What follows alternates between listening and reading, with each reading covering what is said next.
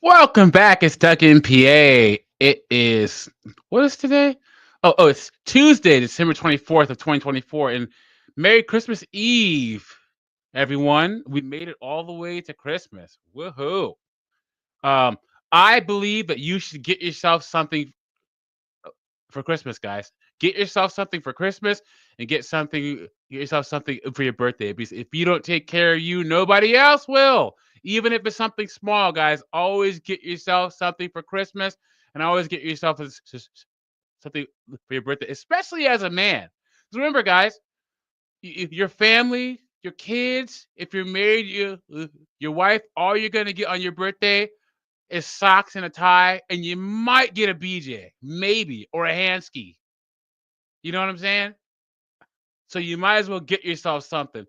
Steve M in the house. Reiji Gamer has been here for a while. Good to see you, my friend. 8-Bit Banger, good to see you. So today's show, we're going to talk about this no buy 2025. If you guys want to laugh, go to TikTok and type in no buy 2025. You're going to see all these 304s saying, I made all these rules to limit my spending so I can pay off debt in 2025. Guys, come on. Really? oh, oh man. So 2025, it's gonna be fun. Keeping track of all these women who I fell off the horse. I had such well intentions at the beginning of the year, or it on my on my no buy 2025 journey. I made it 2 months, but then fell off. You know what I'm saying? So anyway, we're gonna talk about no buy 2025. I'm gonna hit you with the crime files first, and then I'm gonna go over a short article about no buy 2025 describing what it is. Then we're gonna look at 2024 buying spending statistics for 2024, so you can see how much money women spend. Then we're gonna get into all the TikToks and the YouTube videos. Okay, so make sure to like the video if you haven't, the stream if you haven't already. Subscribe to the channel. Drop a comment if you're watching this after the fact. Don't forget that super chat button. My stream goal is always $10, so um, all donations are appreciated, and the link is at the top of the chat box if you want to come in and you want to join the conversation. So let's get into this. And while I'm loading up my stuff here. What is the worst Christmas present you guys have ever got? If you can remember off the top of your head, anyone? Because what was the worst one I ever got? I uh, I don't even remember. Oh, I remember one year our dad got us this like science set. It seemed really really cool, but it was it was like this Chinese piece of junk that didn't work. So it looked cool, but it just didn't do anything that it was supposed to do. So like it wasn't really his fault. It was kind of just false advertising. Anyway, best Christmas. When I was a kid, I remember this is before the Super Nintendo came out. I think this is 1990 when it was only the Nintendo and the Genesis, and a video store, a video rental store went out of business. So AJ and our dad knew the guy who whose store that was, and my dad bought us all these Nintendo games. They were out of the box and no manuals, but he got us all I think it was like 10 or 12 Nintendo games all in one Christmas. Couldn't believe it. And Super Mario Brothers 3 brand new. Was that 1989? Something like that. I couldn't believe it. Best Christmas ever. Super Mario Brothers 3 all day long. It was great. Anyway, Dante's Inferno Purgatory. Good to see you, my friend. All right. So we are going to start with the crime files here. This one says Broward woman sentenced to 20 years in prison for leading 190.7 million Ponzi scheme. And of course, this is Broward County in Florida, guys, because it's always Florida. Always Florida. Guys, in fact, if you're ever bored, put in a Florida man in Google and put your birthday next to that and see what kind of craziness was going on your birthday. Because Florida has the craziest people in the United States. Tell me I'm lying. Luigi Gamer says, I picked up my copy of Earthbound for $3. Oh, man. Oh, yeah. Earthbound was great for Super Nintendo. Oh, that was great. Yeah, good one. Good one. All right. So let's see what's going on with this woman. And the reason why I do the crime files, the crime files are stories about women who've been accused of, are being prosecuted of, or have been convicted of various crimes, because women in 2024 and beyond have as much, if not more, of a proclivity to commit evil acts, because they are empowered to be like men, but they still aren't being held accountable like men. So women are, until they're being held accountable, until they have the same fear of unfairness being put into the system as men, they're going to keep doing crazy stuff. All right, let's get into this. Also in 7 this evening, a woman accused of masterminding a multi-million-dollar Ponzi scheme is now paying the price. Just One station is speaking to some of her victims on this sentencing day. And 7's Jordan Kassane is live at the courthouse in Miami now. Jordan. Dang, Jordan can get it. Look at that. It was intense inside the courthouse. Victims were emotional as they spoke directly to that defendant, Joanna Garcia, someone they say they used to call Mother Teresa, today referring to her as the devil. Anyone who has a nickname of Mother Teresa, yeah, come on now. You know they're up to doing no good. Because a lot of people, when they're scamming people or committing crimes, they do a lot of nice stuff to obfuscate, or it's like a reverse projection. You know what I'm saying? Plenty of people I know, they were like, you know, this is all I have. I mean, what am I going to do? I might as well kill myself now. For the last 3+ years, it's been about living a nightmare of uncertainty because we are the victims of this heartless woman, Joanna Garcia. Joanna Michelle Garcia was sentenced to 20 years behind bars after operating a Ponzi scheme right here in South Florida, defrauding investors nearly $200 million. 20 years. Jesus H. Christ. See, here's the thing, guys. AJ said it on his channel multiple times. Now that they've legalized marijuana and all these things, they are some of the lowest hanging fruit to lock up men is legalized.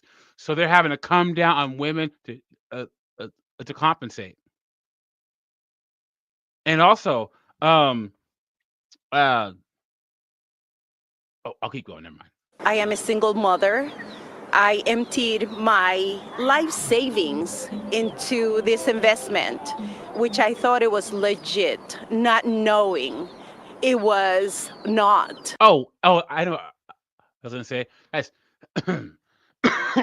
women are fighting for equality, right?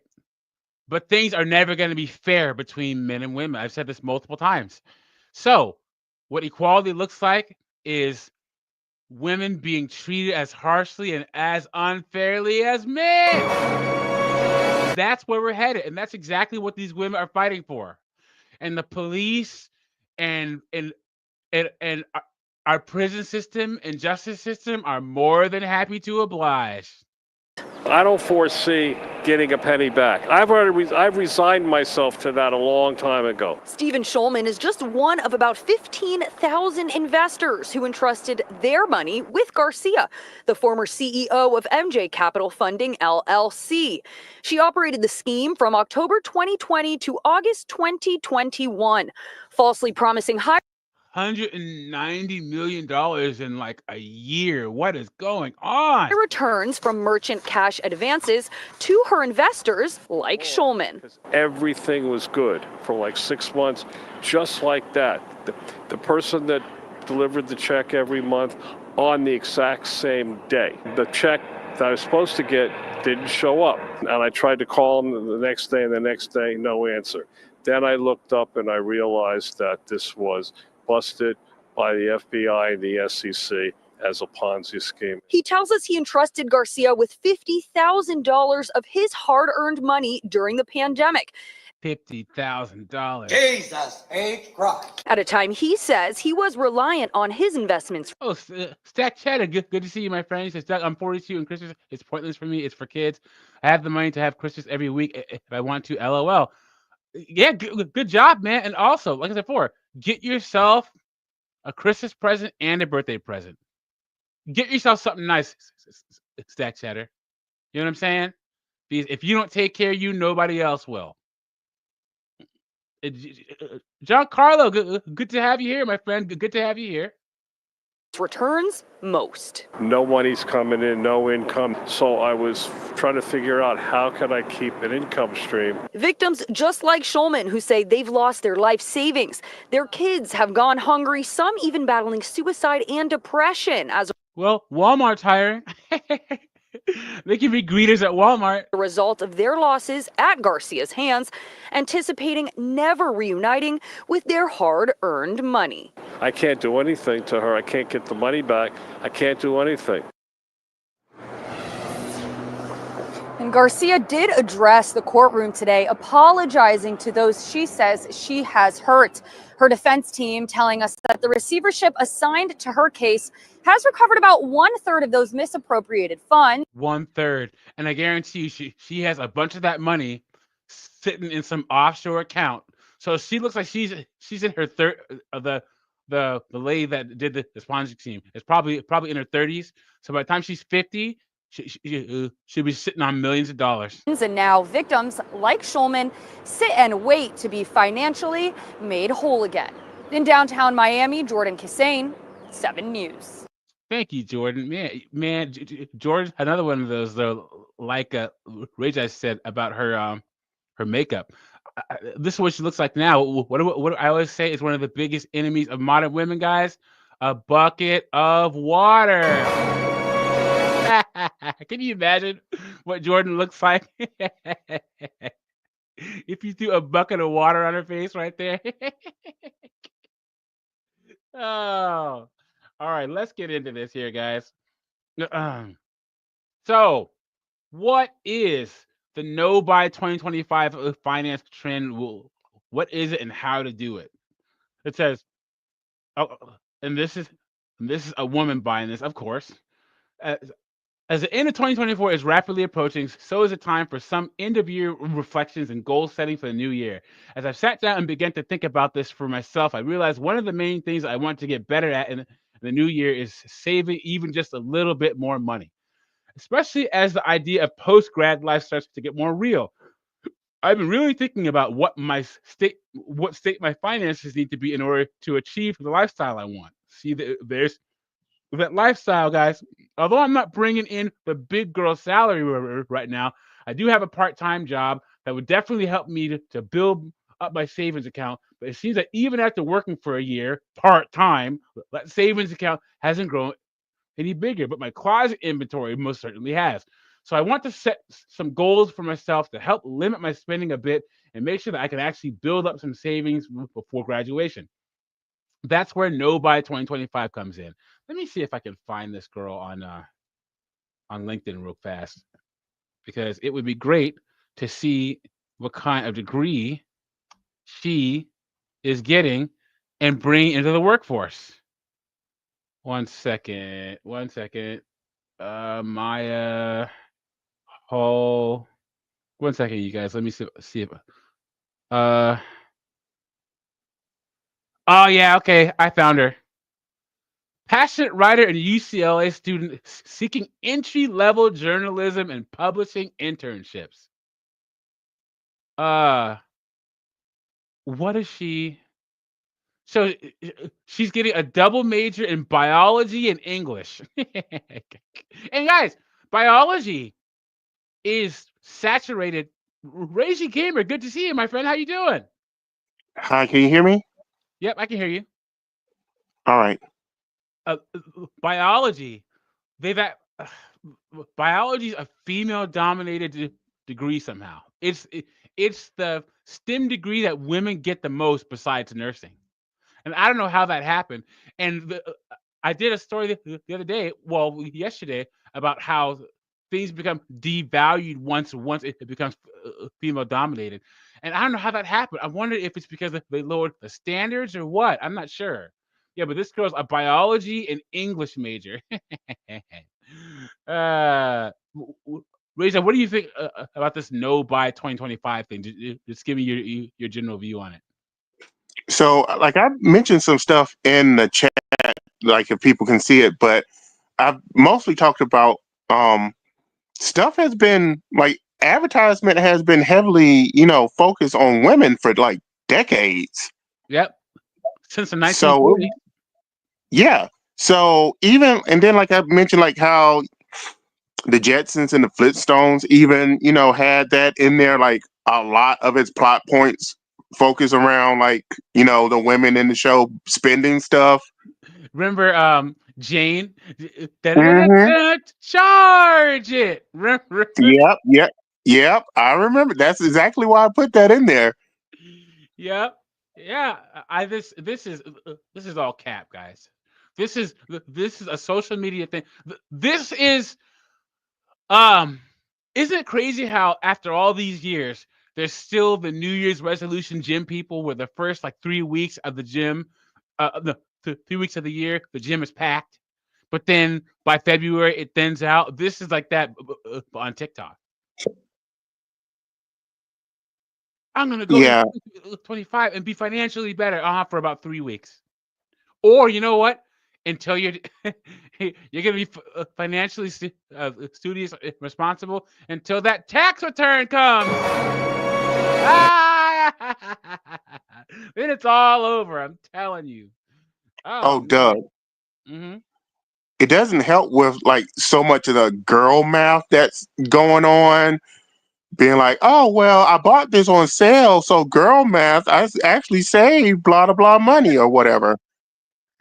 You know, it's funny because pricing and advertising is such a psyop. I don't know if you guys remember. I think it was 15 years ago when J.C. Penney decided to stop that whole 1999 sale model and would just put the plain price on something. So a shirt would just say $20, $15, not this 19.99, 17.99, and they stopped with the paper advertisements and the sales, and the Yeah, I revenue remember went that. That screwed down. them The over. rev the revenue went down, you guys, because women are so addicted to that need to, oh, I'm saving money for a sale, or I'm saving money because it's not $20, it's 19.99.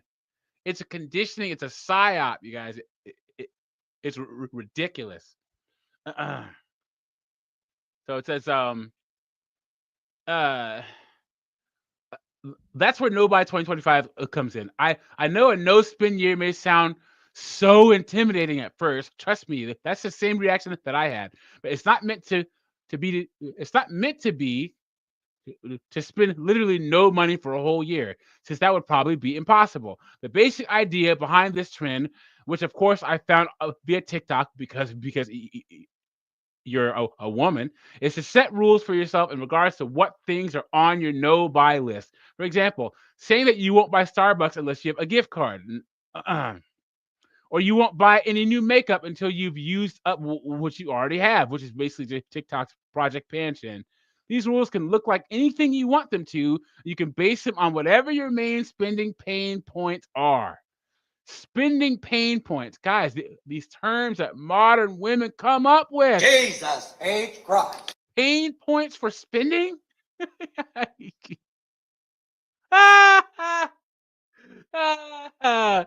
Dante's Inferno Purgatory says rule number one: if you have to spend money to save money, you're not saving money. You know what? That's nice and simple, effective, straight to the point. I'm gonna give you a round of applause, Dante.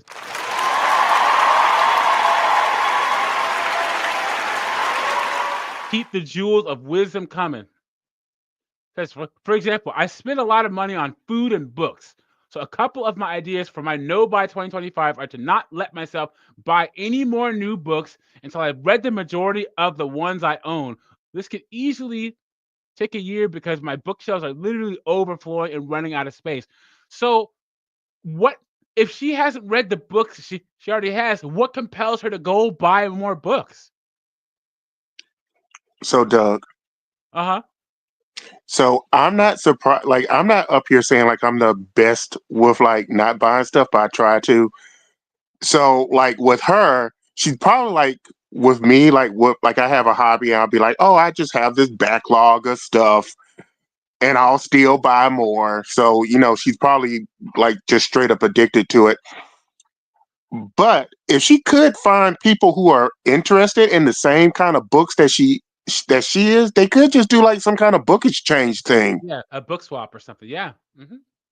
Yeah. That's a good idea. The only time I would do something like that. So, I had a health issue in 2023 up until the beginning of 2024. It was just minor nagging health issue, and my way to cope with it was I was just buying a bunch of Nintendo Switch games on sale because the Switch games get really really cheap. So I have a whole bunch of those in the wrapper that I haven't even played yet. Yeah, yeah, Ah. Dad. That's me too. Like I have a whole bunch of video games that are just in the backlog, and I'll be like, I'll eventually get to them. Or that or the PS5 membership of monthly games. You just download them knowing that you're never gonna play them because they're free. Yes. uh, it says uh okay. I own okay, and to limit myself to only door dashing food when I have a gift card. I plan to implement a few more rules before the new year, but these two categories contribute so much to my spending that even if I just had these two, I think I would still save a decent amount of money. So her two major expenditures are books and DoorDash. It, guys, I dare some woman I'm with to spend a bunch of money on DoorDash. I can see you're not supposed to say that something would never happen, but that would never happen ever. Young people Doug. spend a lot of money on Uber Eats and DoorDash. It blows my freaking mind. What's going on, Rajon? Yeah, I was going to say, comment about that. It's like me personally, I try to cook as much as I can, and like these people will be like, oh, not only am I going to only mostly eat out, but then they want it delivered. Like even when I'm getting something, because like I'll tell like I'll tell people like if I'm going to go pick it up, like if I'm going to get something that I'm not going to prepare, like I can just pick it up. Like I'm going to pick it up because it's like it almost doubles the price of the item. Like unless you like really ordering for like a whole like a lot of people, like if you're having a party and it would just be like inconvenient to pick it up, I don't really see the point of just being like, oh, I want something from McDonald's, let me DoorDash it. Or like if I want even a pizza or something, like I'm driving there and picking it up, most likely getting me the special price on that too. Yeah, yeah, I agree. I've never ordered DoorDash or Uber Eats once. Never. Michael, good to see you, my friend. Wait, hold up a second. Dante's Inferno of Purgatory. You don't drink coffee? Jesus H. Christ. What? Can we even be friends? I'm just playing, buddy. I'm just playing. But yeah, man, I don't. And anyone listening to this that needs a side hustle, y- you get tipped better delivering food through Uber Eats than you do actually driving Uber. They did a study and they found that you get a better tip delivering food than you do driving people around. Just food for thought. If you ever wanted to do something in the part time to get some extra money, just also your rules don't have to be super strict. If this trend feels like too much, but you're still interested in participating in some way, consider doing the rules in alternating months, with 1 month where you limit your spending and the next where you can be more lenient. When it comes to saving money, every little bit can count. So even if you don't think you can do it all the time, doing it some of the time is just as helpful. Baby steps are still steps. If you guys, there's this woman I went to grad school with, and she owned she she owns two office buildings in this small town outside of my hometown. She works for the state of Washington, and then she divorced her husband and took half of his stuff, right? So she did a no spend month where she did no spending at all, and she saved $5,000. She said, "Oh wow, I did a no spend August, and I came up with an extra $5,000. I should do this every month." How the heck do you spend $5,000 on consumer goods and food? How do you do it? Guys, have you ever spent take away your living expenses, rent, utilities, car note, gas? Have you ever spent $5,000 on yourself in 1 month? I've never done it ever. It's Doug. crazy. And her kids are grown and out of the house, so it's just her. Rachel, what's up, bro? Well, I kind of hate to say this. I've done this before because, like Oh I my said, I have a hobby. god. But this was already, saved away money. Like it wasn't money that like was eaten into my stuff. Like I was specifically saving it for it. But like my hobby is like I buy stuff. I bought enough stuff one time that this place thought I was a store reselling things. So it got like that once. Uh, you know what? The only I have a really nice road bike, and I bought my road bike with the carbon wheels, and then a new helmet all at the same time. So that was about 5 grand. So I guess I had done that once, but yeah, multiple months. No. Okay, male versus female spending statistics. Who spends more? This should Women. be stunning, right, guys? Make sure to like the streams, subscribe if you haven't already. The link to to join the conversation is at the top of the chat, and hit that super chat button. My stream goal is $10, so make sure to hit that super chat button. I'd really appreciate it. It says the cliches abound about male and female spending habits. Despite gender stereotypes, how men and women spend money can provide insights into trends and patterns that have a broader economic impact on everyone. Let's look at male versus female spending statistics to see how it all breaks down. Women drive the bulk of purchases and account for up to 80% of consumer spending. As we knew that already. We knew it already. We knew it. We knew it, right? 78.2% of women are the primary grocery shoppers for their families. Now, guys, they're the grocery shoppers, but it doesn't say whose money they're spending. Because a lot of women buy groceries, but they buy it with their husband's money, right? White Out, good to see you, my friend. Rachel, what were you saying? Oh, I was gonna say, well, I mean, just in general, like I was saying earlier, is like, the whole spending thing has been focused on women for quite some time. Especially like it was the person who owned like majority of the spending just for like decades have always been women. You pretty much would be like, oh, they're taking care of the financial stuff of the home and stuff. It's like the man would just be out working. They're not concerned about buying, like the man is not concerned about what groceries is getting spent, like what presents is being bought for the kids or whatever necessarily. I mean, it's like, the main thing was always been focused on women, and like just all the commercials, all the print advertisement has always been like that. And it's got so bad that, remember, one of the reasons why Hollywood is so woke and Disney and all that is because they're trying to get that female dollar. They want traditionally male and masculine hobbies to attract more women because women spend more. So all this woke garbage with gender swapping and race swapping a character. One second. It is to get women to spend their money in traditional masculine on traditionally masculine things like video games, sci-fi, fantasy. But they also understand women in general, women in mass are never gonna like action movies. They're never gonna like Star Wars. They're never gonna like Star Trek. They're never gonna like anime, video Oh yeah, games. Doug. Go ahead. What I think is so, what I think is always so stupid about how they go about that is they don't even try to make it more appealing to women. It's like, oh, if you want them into like action movies, don't replace it with like a woman. Put better looking men in there or something. It's like that.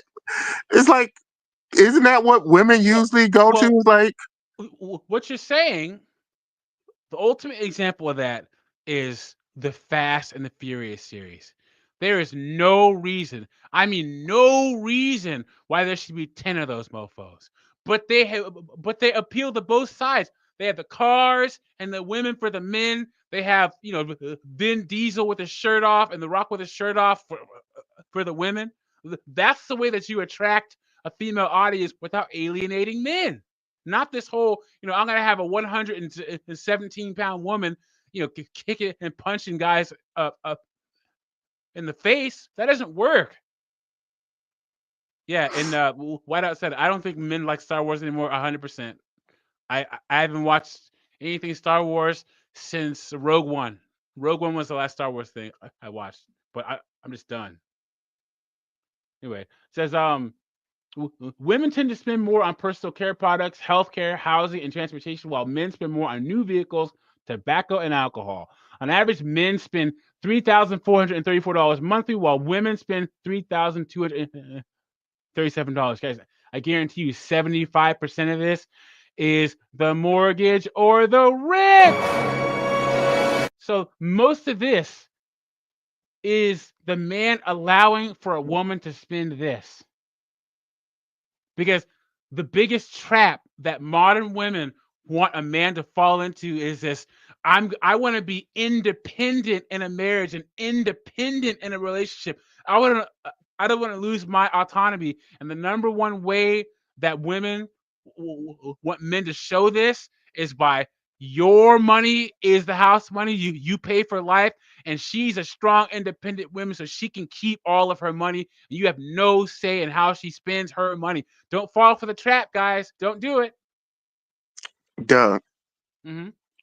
So in like, if that was ever like, if I somehow was ever in that position, I'll be like, okay, yeah, you can spend your money on you. It's like, that means I don't have to buy you flowers or take you out to dinner or buy you dress, shoes, or other gifts. It's like, you got that, right? Yeah. Uh huh. I'm telling you, man. When I was married, I was dumb enough to get caught in that trap, and my ex-wife worked full time. I have no idea what she spent all of her money on. I have no idea. I'm telling you, man. I just simping. Oh, yikes! I, I've had someone recently ask me, Doug and PA, why are you so passionate about this stuff? Because I've had to apply this stuff practically to my life. You know what I'm saying? I was one of those 90s raised simps. There are no bigger simps than men raised in the 90s. We are the most romantic, simpy men that ever lived in the United States. And we learned the harshest lesson. Remember, I've said this multiple times. The music, I'll make love to you when you want me to. Then we had Urkel chasing Laura on Family Matters. We had Roger chasing the sister twins. All the simp and all the music, all on TV. Us 90s raised guys, we learned a harsh lesson. And the red pill just makes everything make sense. It helps you make sense of the past. It's a vetting system uh, for the present, and it's a preventative measure for your future. Doug, Yo, like, I really hated that Urkel like was going after Laura, because I've mentioned this so much. It's like, because Myra was one, a freaking smoke show, bro. well, yeah, that like she was interested in his stuff. Like, they had like a lot of chemistry going together. She was much prettier, acted nicer. Like, Laura was like really mean throughout the Yeah, show, not she just was. to like Steve, but just in general. Yeah, she was freaking. She was emotionally abusive. They would call it. She was terrible. And and guys, go back with your red pill lens and watch some of your favorite or some of the most notable 90s sitcom moments. It makes it hard. In fact, you guys remember I'm gonna go off on a tangent, sorry guys, but Will.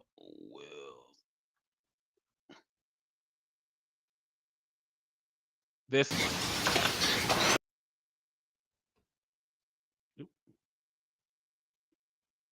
You guys remember this moment right here? Will, man, I'm glad you're here. You had to teach me how to shoot my first basket, but I learned, didn't I? Hey, I got. Will. Me, man. He's like, Ain't a damn thing he could ever teach me about how to love my kids.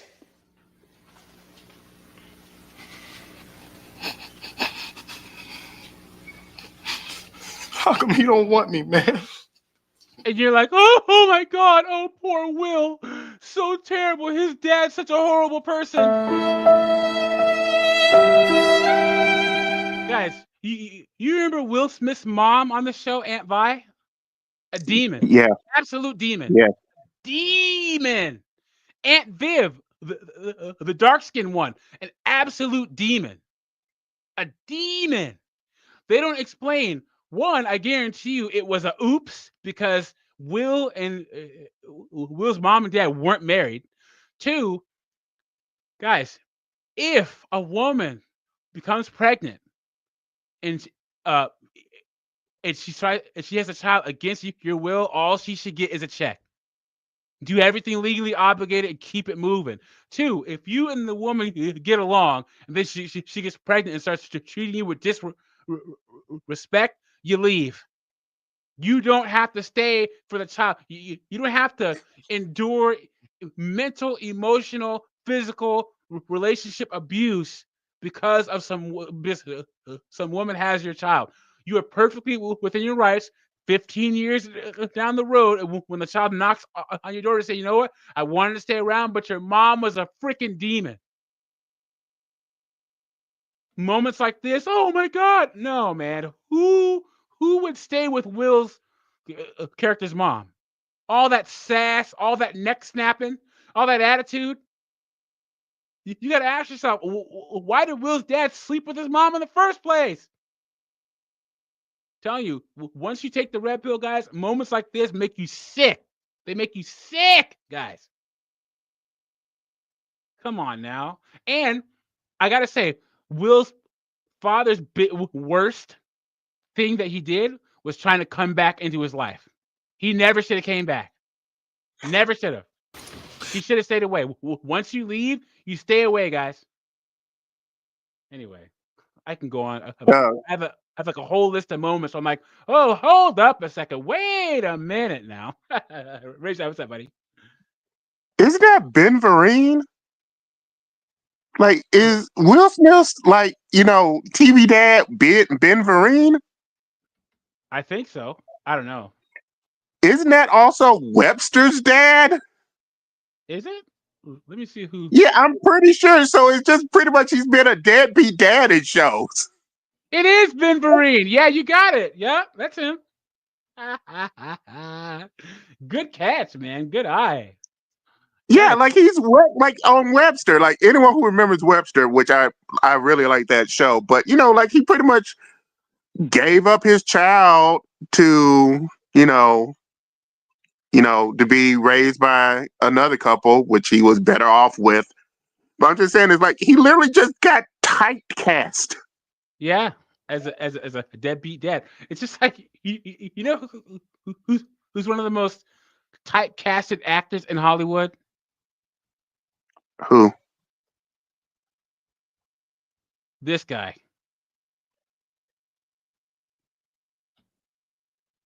Hector from the Fast and Furious. This guy, Noel Guglielmi, he plays Hector in every single movie he's in. he was on a podcast. He's like, yeah, guys, I play the same character, but hey, you know what? I'm still acting. Yeah. He plays Hector in every single movie he's in. All right. Sorry for the tangent, guys. Let's get back onto it. It says, Carlos, actually, good to see you, my friend. The Turk 56523, good to see you. Says, according to Capital One shopping research, women spend nearly 35 trillion globally on consumer goods, equivalent to 50% of worldwide consumer spending. American women tend to shop more than men, with 39.4% of women shopping on any given day compared to 33.7% of men. While women tend to shop more and for longer, averaging 58 minutes shopping trip to a man's 45 minutes, women are also uh, more often shopping for the entire household. 89% of women are responsible for their household shopping, while only 41% of men claim that responsibility. Once again, whose money are they spending? Because these women, this 89%, are spending the man's money. Despite spending more on household expenses, women earn less than men. So according to Capital Shopping, women spend more as a percentage of the total income. That's not a shock. Uh, After taxes on housing, food at home, health care, apparel, education, personal care. Despite this, there is a gender pay gap. In 2023, women only make 83.7% compared to men, according to the Department of Labor. Men are paid an average of $1,219 per week, while women are paid $1,002. In 29% of marriages in 2023, both spouses earn about the same. 55% of men out earn their wives, and 16% of women are the primary breadwinners of their families. Guys, only 16%. So when women are like, "Oh yeah, men are so dusty, and women are having to take care of men," it's all cap. And I read this study.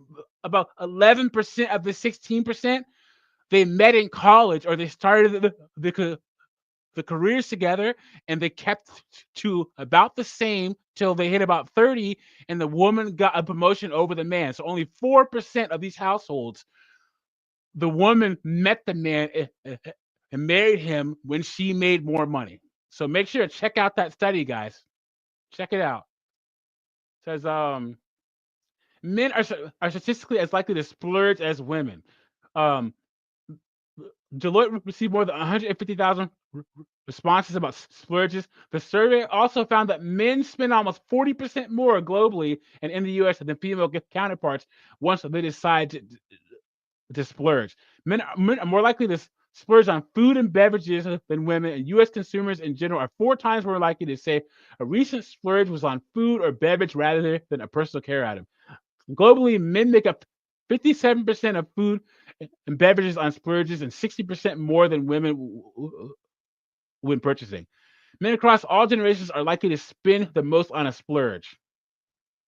Okay, why is a splurge even relevant? Who cares? So women are the primary food shoppers, yeah, and they're still using men's money. Women are more likely to shop in person than online. So 65% of women surveyed prefer to shop in store, while only 22% prefer using a brand app site. Women are responsible for most purchasing decisions. So they're responsible to 70 to 80% of all purchasing decisions. In 2021, single women were more likely to spend more on apparel and services than men, blah, blah. Single men spend about half of what single women spend on apparel and services. Men spend more on transportation. Women spend more on healthcare. Men spend more on entertainment, but women spend more on their pets. Is that a shock, guys? So you should invest in dog in cat food, guys. Invest in it, right? So single men spend more on leisure equipment. Women spend more, over $600 more annually on housing than men. Women have a higher time and financial burden than men. Men spend more on alcohol and tobacco. Sounds about right, guys. Sounds about right. All right, let's move. Hey, Doug, Go ahead. I'm kind of surprised that the alcohol is still dominated by men, especially as many 5-0s and 304s. I've seen about it looks like they always had a few drinks. Well, hold on a second. You look at it this way: men probably buy higher and more expensive alcohol. It doesn't say buy more alcohol, like Oh, you mean spend consume more? more. Yeah, that They makes just spend more. But yeah, you that makes probably sense. have guys who drink nothing but high end whiskey, or high end, these freaking wine idiots in Napa Valley that'll spend $700 on a bottle of wine. It doesn't say that men consume more alcohol. It just says spends more on alcohol. Pyro, good to see you, my friend. Yeah, Oh yeah, so definitely. that's Like if you want what. some whiskey, get some Japanese whiskey. Also, I've been drinking some mead, on occasion. Okay. Yeah, I'm more of a neat whiskey guy. I love me some whiskey, man. Straight up, yum, delicious. All right. So this woman here is gonna. We're going for a less buy year in 2025 because apparently she's not comfortable with the term no buy, so she's going by less buy. Hi. The foolishness is already gonna start, guys. We have 22 people in here. Make sure to hit that like button, guys. Subscribe if you haven't already, and hit the link at the top of the chat to come into Your the favorite conversation. 30-year-old with Okay. Hi, your favorite 30-year-old with $40,000 in credit card debt is back. So she's a teacher who lives in DC. Because my next debt video is gonna have her in it. I wanted to just say thank you so much to everyone who offered really, really, really great advice. I was super nervous to post that, as you can imagine, because I know how mean the internet can be, but thank you so much for being kind and sympathetic and offering some really good advice. So I'm gonna start January with what I'm calling a less buy month. I've tried to do no buy months, but that term of no buy, I feel like was really hard for me because if I failed in one way or another, I just totally was like, okay, well, I'm done. I failed for this. The term of no buy was too much for me. Sounds about right, guys. And this is why it's a journey. Because they want to leave room for themselves to be able to not do it, to be able to quit. Or they think that doing 5% should get the same credit as doing 100%. That's why it's a journey. This month. So I'm going to call January a less buy month, and here are going to be some of my expectations for that month. My less buy January 2025. For one, food at home unless it is something social. I know I have birthdays coming up from some friends, so that would be one exception, but absolutely no takeout. We're eating at home. One of my big weaknesses is buying clothes and shoes and purses, but I have so many, so no clothes, no shoes, no. And we're going to go over a couple of these women's rules for their no buy 2025. And a lot of it, you're going to kind of see the same variation because all these women have a bunch of clothes, a bunch of skincare, hair care products, blah, blah, blah. Versus etc. We don't need them. Using all my groceries before I buy more. Another thing I really struggle with is that I'll have these awesome meal ideas in my mind, but I'll end up not making them, and then But you're lazy. And the groceries go to waste. So we are using all of our groceries before we get more. No new skincare, body care, etc. I love my skincare. I did recently just kind of restock on everything though, so I hopefully should be okay at least this month of January. Metroing before taking Uber. The metro. All this is just common sense stuff, isn't it? Isn't it? Duh. Yo. So I'm looking at this list, and most of this stuff is what I'll do anyway. And then I'm not. She's in Washington D.C., so I don't know how the traffic is there or how the metro is there. So I don't know if The it's metro is good. The what it is. traffic really, really bad. Really bad. So I wouldn't know if it's really good to use where I live. Yeah, we have a metro, but it's still a car place. You need to have a car where I live. So that's probably something I couldn't really do. But I was saying, I try to cook at home. Whatever food I have, I try to cook. I'll meal prep. So I'll spend the weekend cooking and then portioning that up and put it in the refrigerator, put it in the freezer, and then just eating on that. What's another thing? She says my clothes, I keep clothes until they die before I buy new clothes. So that's not something I'm doing. Use groceries before buying more. Only time I am buying more groceries is that either it's mostly non-perishable stuff or I have a chest freezer. So I'm literally oh man, this stuff might be on sale or something. Let me get it, put it in the freezer, and then I do still have a plan. I buy stuff with a plan of cooking it later, but I don't I try to minimize stuff spoiling. What is the other one? She says I really don't have too many body care products, and what is You're a Man, like man. this is what I hate You about the don't need decor stuff.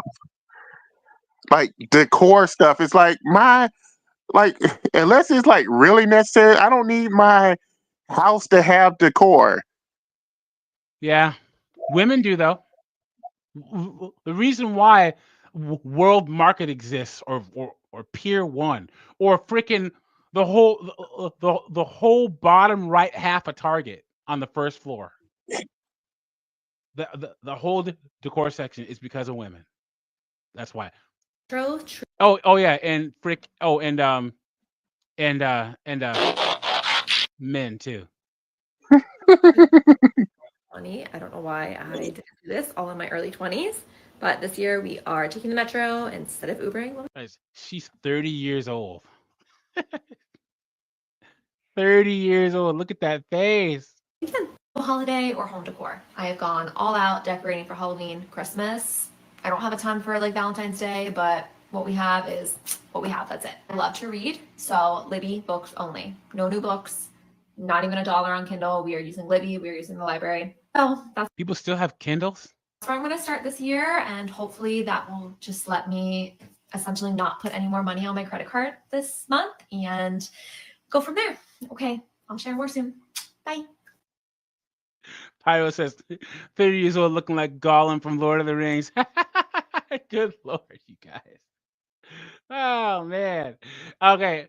Now this girl right here. All right. First off, let me start with the good old fashioned.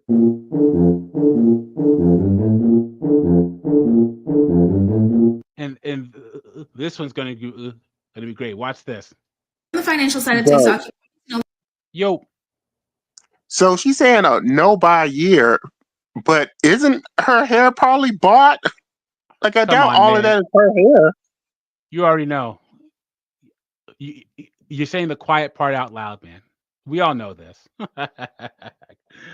That's not her hair, man. And that's about $300-400 right there. Come on now. Okay, watch. A lot of people talk about doing a no-buy year, underconsumption, all of that. And I study gender, labor, and capitalism as a PhD student, and I fear Did you hear that? Did you hear that? that I'm still a part of this What? capitalism and I study doing a no-buy year, underconsumption, all of that. And I study gender, labor, and capitalism as a PhD student, and I Gender, labor, and capitalism as a as a PhD student. Jesus H. Christ. Oh, Doug. So this should be stunning. This is going to be 3 minutes and 7 seconds long. Let's see if we can make it through the whole thing.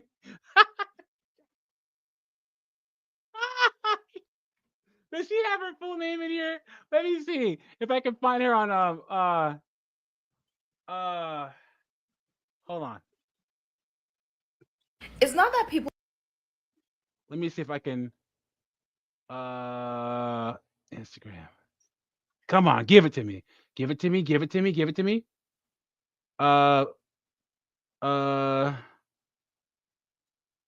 Georgia K. Okay, guys, I gotta see if I can find her on LinkedIn. Georgia K. White. LinkedIn. Come on, give it to me. Come on. Is this her right here? Yes! I found it. Let's go. Okay. All right. I'm a PhD student at Brown University, specializing in 20th century U.S. history. As a first-generation Jamaican student, I'm passionate about higher education, dedicated to supporting minority students by sharing grad school advice on my personal platforms. You guys, Doug. you guys, I'm so sorry. I hold both a bachelor's and a master's degree in history. Where'd she get these from? She has a uh come on. Where's your education? Education. Where are you? Hold on 1 second. Experience, research, curator. Okay. She has a Bachelor of Arts in History, a master's degree in history, and she's getting a PhD in history. Go ahead. Doug. So I was gonna mention one. You really need to like if merch something about like those 7 worst degrees to get degrees in. I gotta have a cup that says the 7. I should do that. I should open up my own merch store. And then I was gonna say it's like history has been like for the longest one of the worst degrees to get something in. It's like the only job that you can really do is like work at a museum, if that, or be a Or history teacher. yeah, or teach at a university. But we're gonna see there are already articles about university closures because people just aren't going. People are not going, or they're doing degree audits where they're a couple of university systems are seeing how many people have graduated from a program in the last 5 years, and if it's below a certain amount, they are canceling the program. Let's go. So, anything else on this, girls? I hold both a bachelor's degree and master's in history, but before beginning my PhD, I worked in museums, creating digital exhibitions, copy editing, researching, and assisting with educational programming. Over the past year, I've served as a graduate teaching assistant and also instructed a summer course at Brown called Leadership for Educational Equity, which explores the history of education from past to present. Through these experiences, I've gained valuable insights into inclusive teaching practices, social justice, and diversity in education. Of course she is. So, guys, like I said before, this is 3 minutes and 7 seconds. If it gets too nuts, I'll stop it. But let's see if we can get through the whole thing. If you're on the financial side of TikTok, you've probably seen a lot of people talk about doing a no-buy year, underconsumption, all of that. And I study gender, labor, and capitalism as a PhD student, and I fear that I'm still a part of this consumption cycle. So 2025, I've decided that I'm going to be doing a slow buy as opposed to a no buy, mainly because I don't think I could commit to a no buy year, and I feel like slow buy feels a little less scary. And the purpose of my slow buy year is that I'm hoping that I can put a little bit of buffer time between when I desire something versus when I purchase something. And the purpose of it that I'm hoping is that 1, I'll save money, but 2, I'll also just slow down my consumption and really focus on quality over quantity. So let's talk about the rules for my slow buy. Number 1, I'm only allowed to shop from my wish list. So this is something that I'm really bad at, where I'll see something and I have ADHD. If it's shiny, if it's nice, I want it. But how many women, especially on AJ's channel, he's done multiple videos about women who self-diagnose themselves as ADD. It's crazy, guys. Women are just allowed to self-diagnose. It's like how people can identify as different things. Women could just say, "Oh yeah, I have ADD, and you all need to treat me as such." Have you ever gone to, oh no, I just know I have it. Or, I'm bipolar or something like that. They'll self-diagnose and then expect their reality to reflect their false diagnosis. It's crazy, guys. Doug, Crazy. Yo. like how her first thing is like, oh, I'm only going to shop from my wish list. Maybe you should just not have a wish list and not shop. Yeah, it's true. Well, Like the wish list is number one reason why she can't do a no buy. A wish list means that this is what you're intending on spending money on. You're already mentally committing funds to things on that list.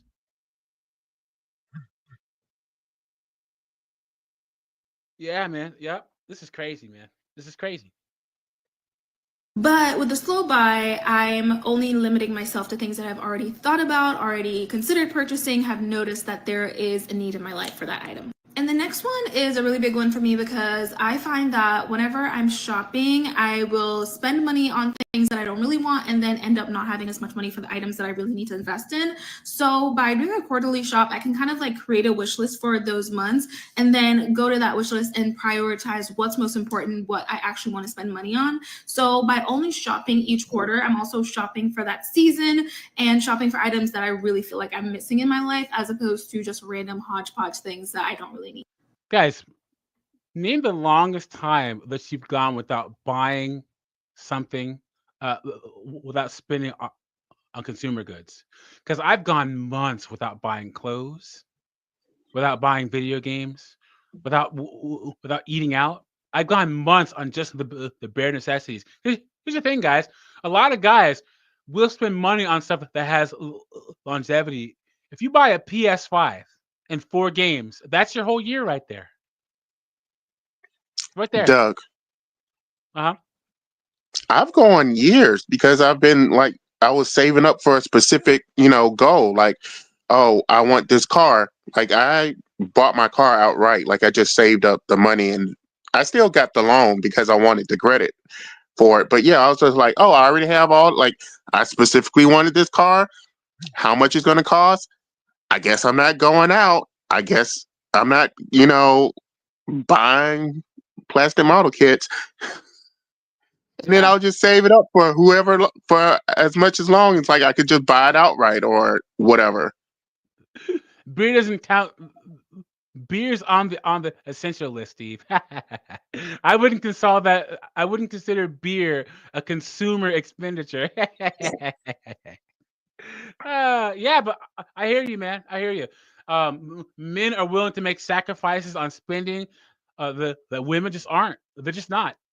That's why this whole no spend to 2025 is a joke. The whole thing is a joke. I was recently introduced to the concept of a buy for life, and I know that there's a Reddit page that's about buying for life, and it's just about buying better quality items. And this is something, I don't know if it's because I'm about to turn 25, but my brain's been cooking, and I've been. She's only 25? What? Doug, I would have thought she was like mid-30s for real. I was honestly thinking that. I was honestly thinking that there's probably a little bit of gray under these braids somewhere. Yeah, 25. That's a rough 25, guys. Especially a rough 25 with a fat face. Yikes! Been thinking about all the crap that I purchased that within a year, within a few months, I've had to either donate or give away or do something with because it's just not great quality. And so I really, really want to focus on quality of items. Matt Dimmo, good to see you, my friend. Look for the bare necessities, the simple bare necessities of life. Exactly. Look for the bare necessities, the simple bare necessities. Guys, put your favorite Disney, not computer animated movie, favorite animated Disney movie in the chat. Because mine is the Sword in the Stone. To and fro, stop and go. That's what makes the world go round. That is the best. Absolute best animated Disney movie. Dante's So she looks like Mike Tyson's sparring partner. And Colin, good to see you, my friend. How you doing? What's going on, fellas? I'm hanging out, man. We're talking about this trend with the 304s on TikTok called No Buy 2025, where they're like, I'm gonna minimize my spending and make these rules so I can spend 2025 paying off debt. I've equated Right. I've equated this to, you know how the first 3 weeks of January people go to the gym and the gym is all packed up, but usually right around February it empties out again. This is the same thing, but on TikTok. Yeah. All these women, I'm gonna save all this money. No, you're not. Raise that. What were you saying? So I was going to talk about. Is anyone familiar with the Robin Hood Disney movie, the actually animated one? Oh yeah. Yep. Where they pretty much just took all the characters from the Jungle Book and repurposed them for the movie. That's one of my favorite movies. Like, I watch it all the time. I could probably almost quote it verbatim. And I do love The Sword in the Stone too, but like I just have watched Robin Hood I mean, I've always been into the Robin Hood lore anyway, so I'm not too surprised. I really like that. But I really like the Disney Robin Hood movie. Remember the beginning theme? Yep. Uh huh. Uh huh.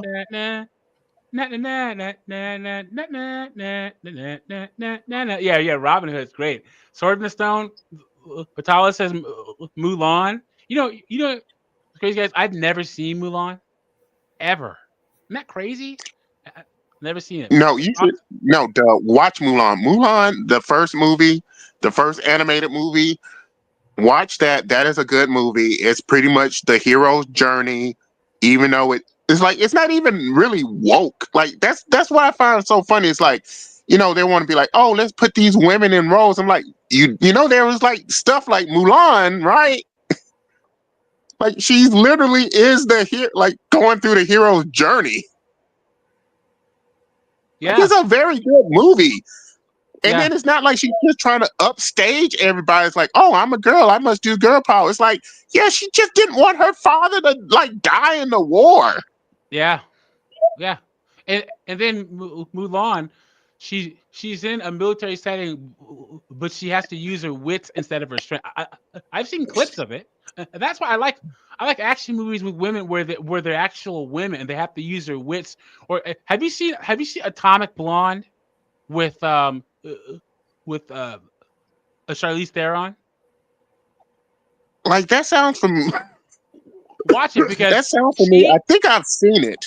She uses guns and stuff, but when she tries to fight guys, she gets her butt whooped. But she figures out a way to win the fight. It's actually pretty good. Colin, favorite animated Disney movie? Oh boy. Not computer animated. None of that garbage. Actual animated. Can't say I really have one. I've really never watched very many at all. Oh wow. Okay. Yeah, I don't know. I got nothing for you on that one. Sorry. Okay, that's fine. Okay. What do you think is going to happen with this no buy 2025 thing? No, A general... ain't a damn thing gonna happen with it. It's not even gonna last until February. Another one of their journeys that they feel free to quit at any time. If a woman calls something a journey, it means that they don't plan on finishing it. That's what that means. All right. So composition, like the natural fibers. Colin, this girl is 25 years old. Can you believe that? Yeah, I caught that. Yeah. Oh my goodness. All of that, but also just doing a lot of research into things that last. And along with that, no fast fashion. That's a pretty self-explanatory one, but I don't really shop fast fashion all that much, but I would like to just cut it out entirely if I can. What is fast fashion? I'm gonna look that up. And the next one is for my ADHD. Oh, no, I can give you a little bit of info on that. Huh? So are you familiar with like stores like Forever 21 and stuff like that? Like how they'll bring out these fashion designs pretty quickly. They were made pretty cheaply. So it's like you just keep on buying new stuff. It's like you more or less can just throw this away after a few wears because it's not going to last that long. Yeah, I see it. Fast fashion is a business model that involves quickly producing and selling inexpensive, low-quality clothing that mimics popular styles. Oh, okay. But apparently, it has a horrible environmental impact. Oh my goodness! Because it's deeply made and uses resources. Go ahead. Well, I mean, there is a lot of bad things with having to use clothes like that because they're not made out of natural stuff and like you can't recycle that. But like before I saw it said fast fashion, I thought she was gonna say no fast food. And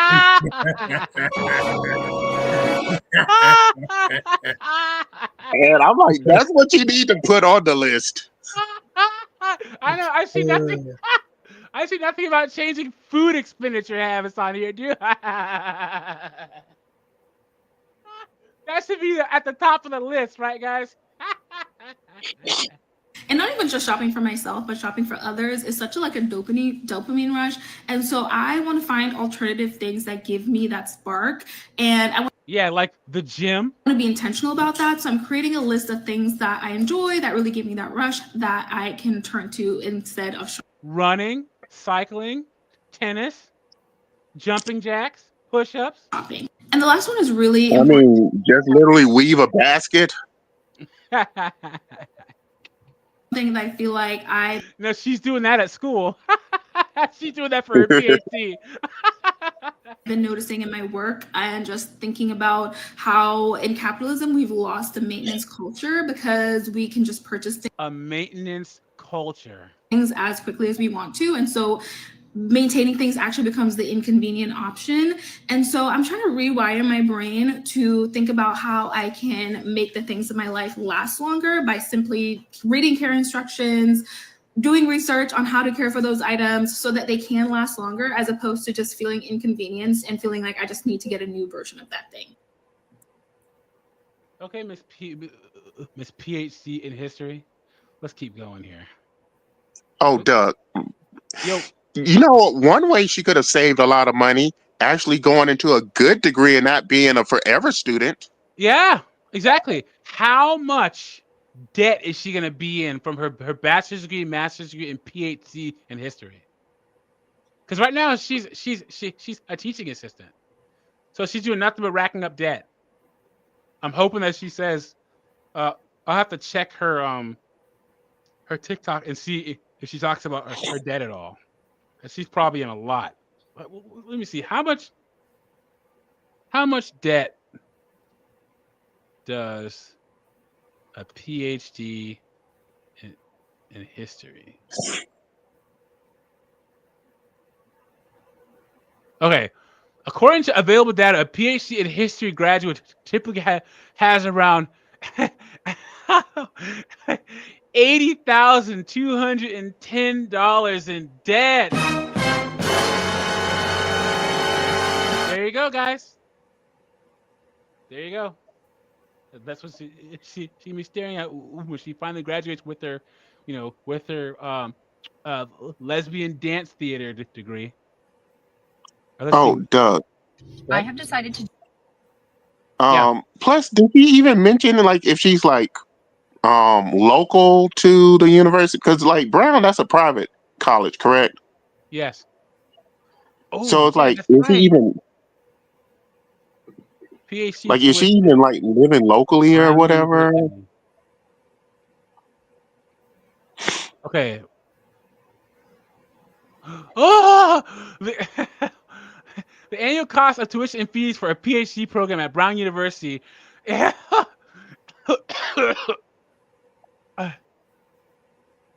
$68,612 per year. Oh my God! What? Brown University grad students offers incoming doctoral students 5 years of financial support. Oh my goodness! How much does it cost to go to?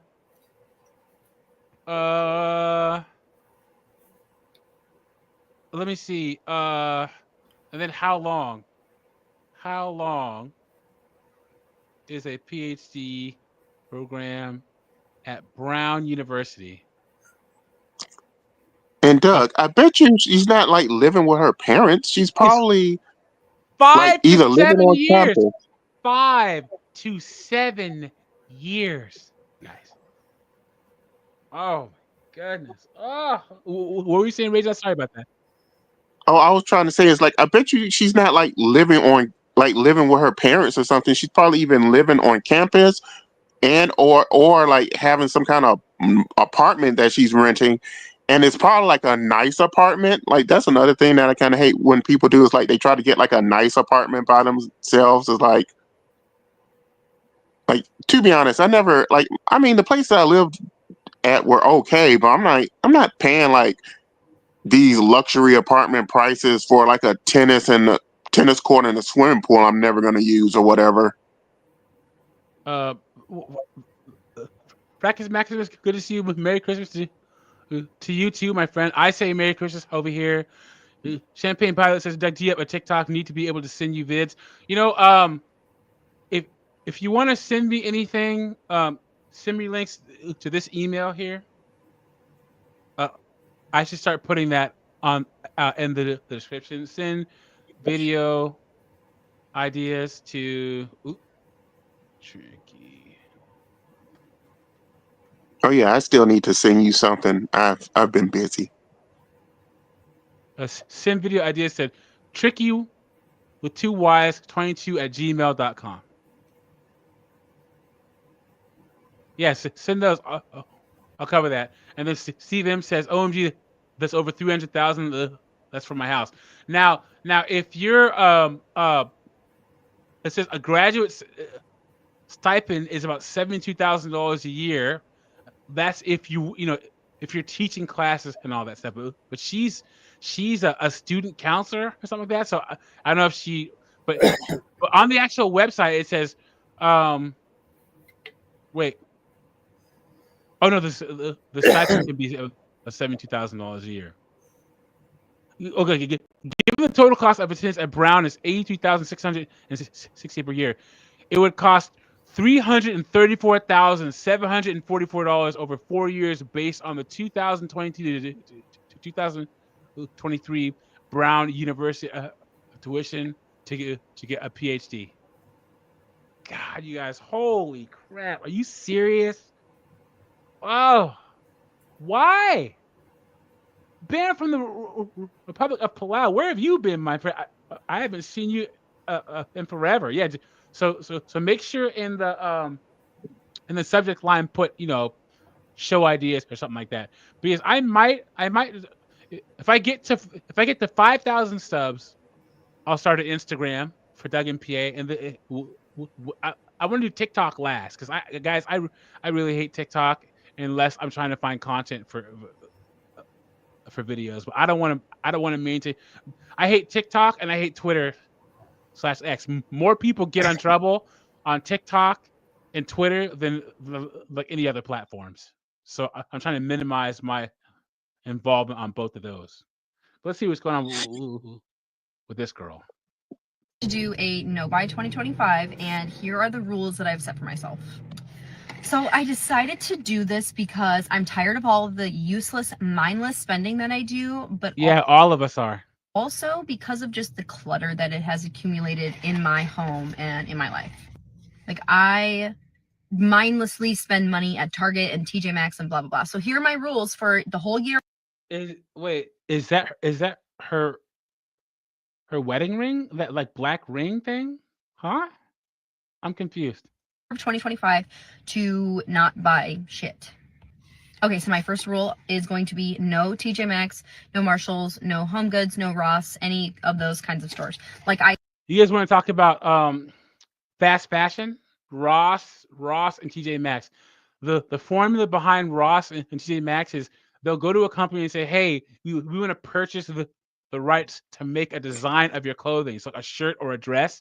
They have their own factories and they'll make that design, but just cheaper.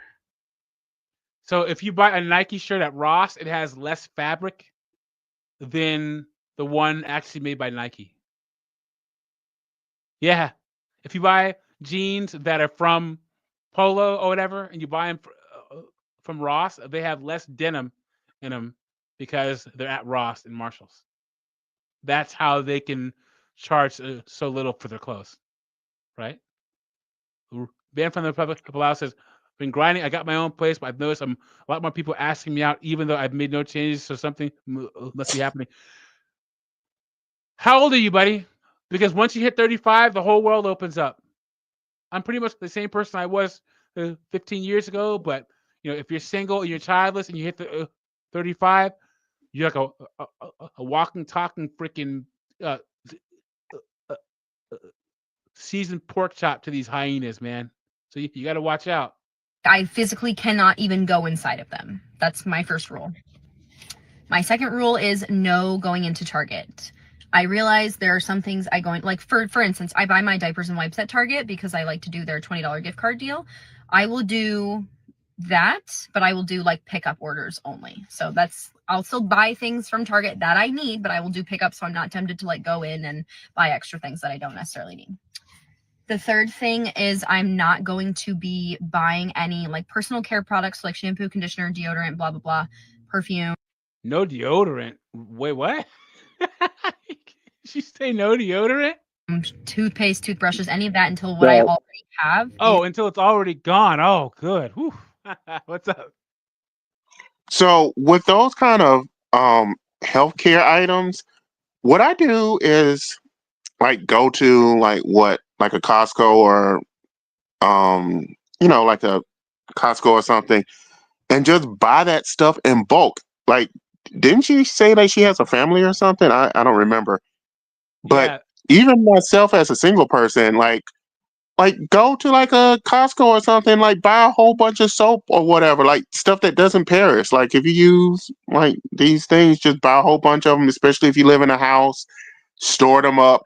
Like there's stuff I haven't bought in a long time because I just bought like a whole bunch of it at once. Yeah. The only time it's okay to buy it in bulk is like personal products. Other than that, don't buy food in bulk, guys.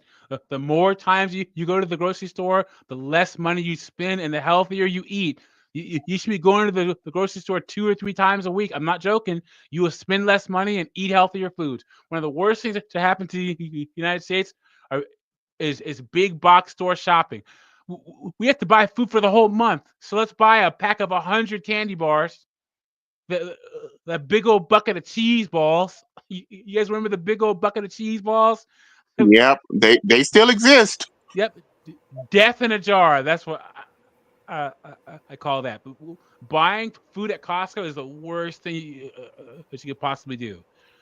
Anybody says, "Hey, dude, don't be leaving all of us under modern women." I was born in '86, and just yesterday I was at the Sonic movie, and dude next to me was arguing about Super Nintendo not being number one. You're all right. And she says, "Hey, and I don't wear makeup. I don't see why I should put the time and effort into that when it ain't me that's got to look at my face." Yeah, I agree. Jessica, good to see you, my friend. Good to see you. Pyro, how you doing, my friend? Pyro, are you there? What's good, fellas? What's How you good? doing, What's buddy? good? What do you think about this whole no by 2025 thing? I think it's I think it's complete crap. But all I can say is people should just live below their means. Just buy what you need to eat and stop buying foolishness. But I just don't get Americans like most Americans who just waste money on things that they don't need. Us Jamaicans, we only buy things that we need to eat. Anything else is just a waste. Now, the women too. Yeah, if women are gonna buy a makeup, it's probably gonna be cheap makeup. They don't like spending their hard-earned money Yeah, on like you guys know expensive that. junk. You guys know that American professional women spend more on consumer goods than the average family of four. If you're a What? single professional, yeah, if you're a single professional woman in the United States, you will spend more on consumer goods than the average family of four. I did not know that. It's 100% true. Yep, So 100% no true. wonder Oh they're in no, debt. What's that? I forgot. I meant to mention this, but like, isn't there like so many women will say like, "Oh, I shop as some form of like therapy, like shopping therapy and stuff, like to make them feel better." I was at Target. I used to when I was living in the DC area. I had a Target literally across the street from my house, and I was going to get. I go grocery shopping on Sundays, right? And I go in there, and I would see packs of women with their babies in the little cart, and they had mommy trips where like 3, 4 moms would all go to Target together and spend money together every single Sunday. Every single Sunday. I'm telling Wow. you, Target has middle, upper class, middle class, and upper middle class women in the palm of their hands, guys. Hmm.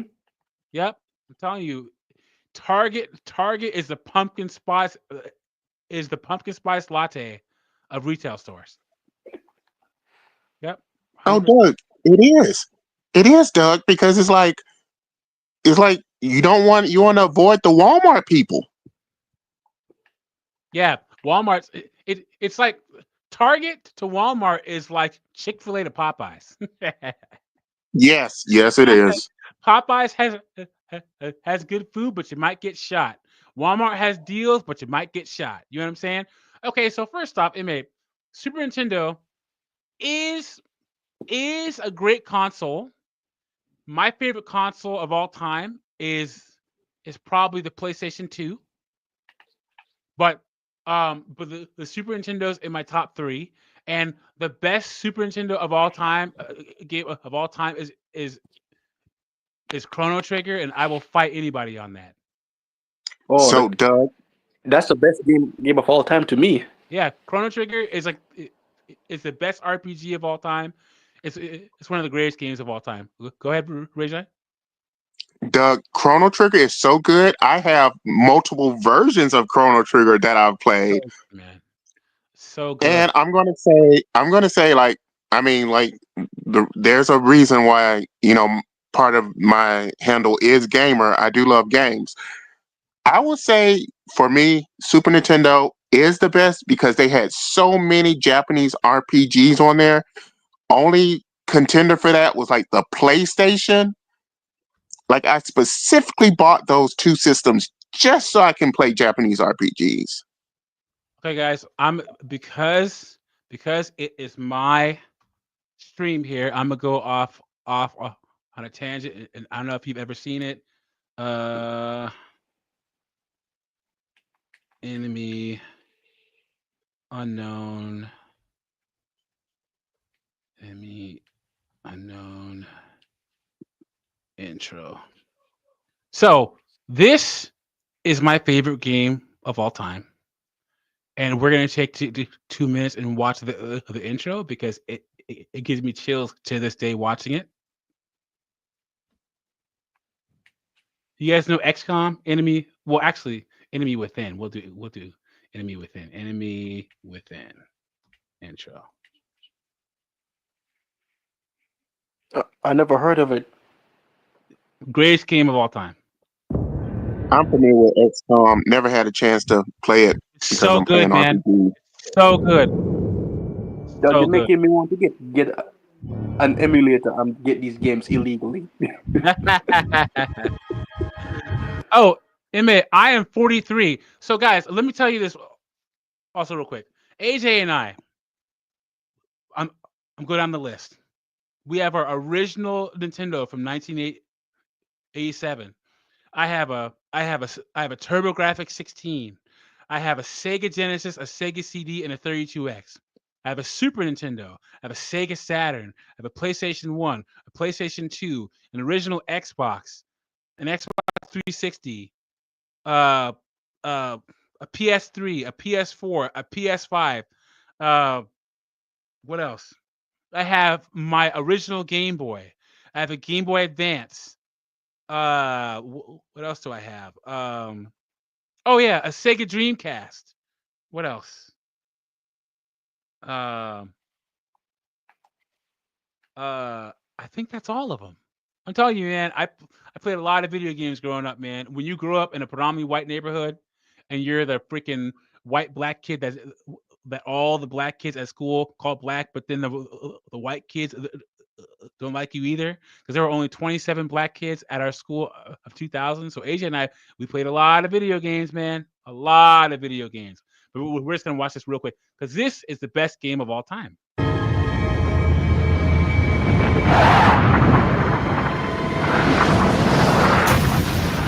So this is a real-time strategy game where you move your pieces kind of like chess.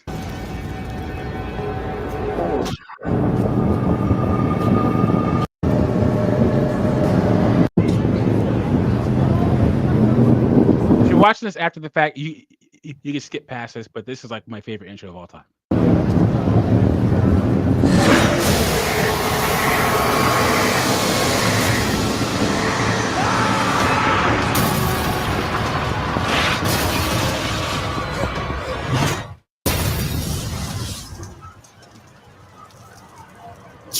It's only 2 minutes long, so we have another minute.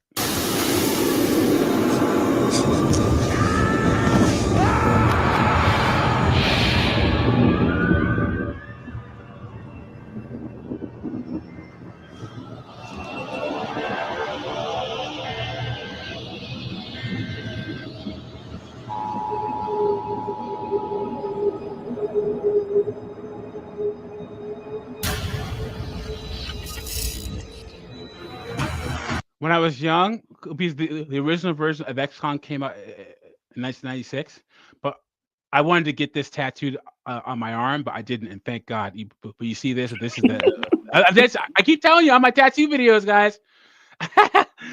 Doug and PA has no tattoos because my idiot self would have got something like this tattooed on me, and I would have regretted it as a 40-year-old man. Hello, Commander. In light of the recent extraterrestrial incursion, this Council of Nations has convened to approve the activation of the XCOM project. You have been chosen to lead this initiative, to oversee our first and last line of defense.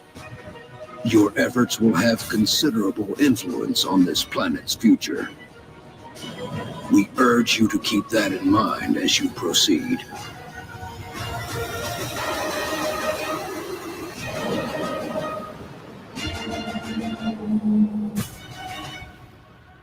Good luck, Commander.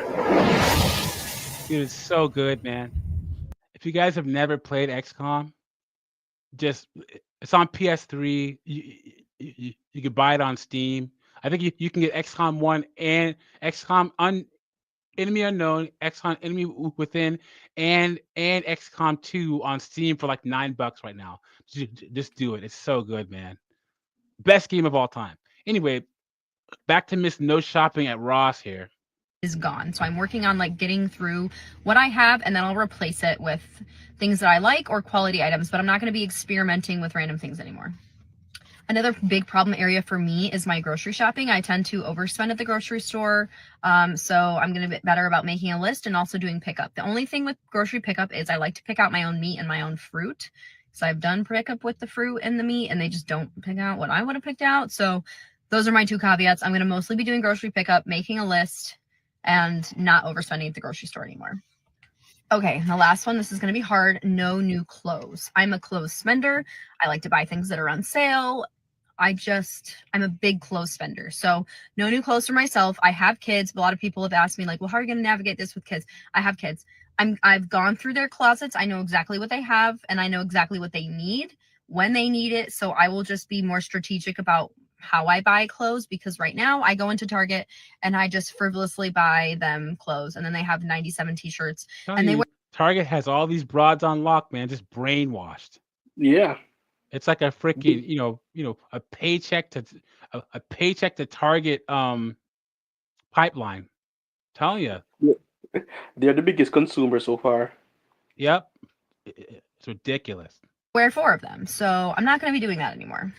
I am tired of my own bullshit, and this is going to be a way for me to get a hold of our finances. We're going to pay off all of our debt and really kind of crunch down on how much we spend, what we're spending, what we're consuming. I'm not super into like how much you spend and how much you're consuming.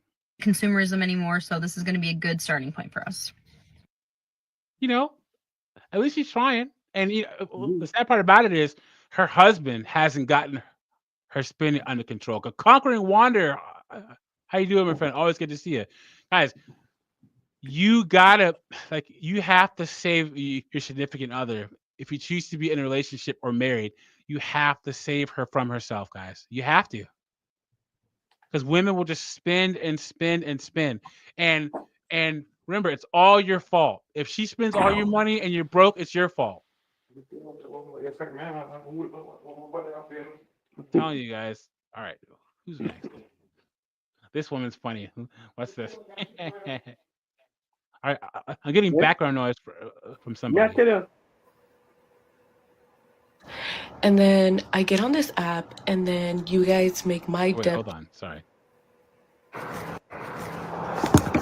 You want to know why I love this app so much? Because in the beginning of this year, I was like about to myself because I was like, oh my God, I have so much debt.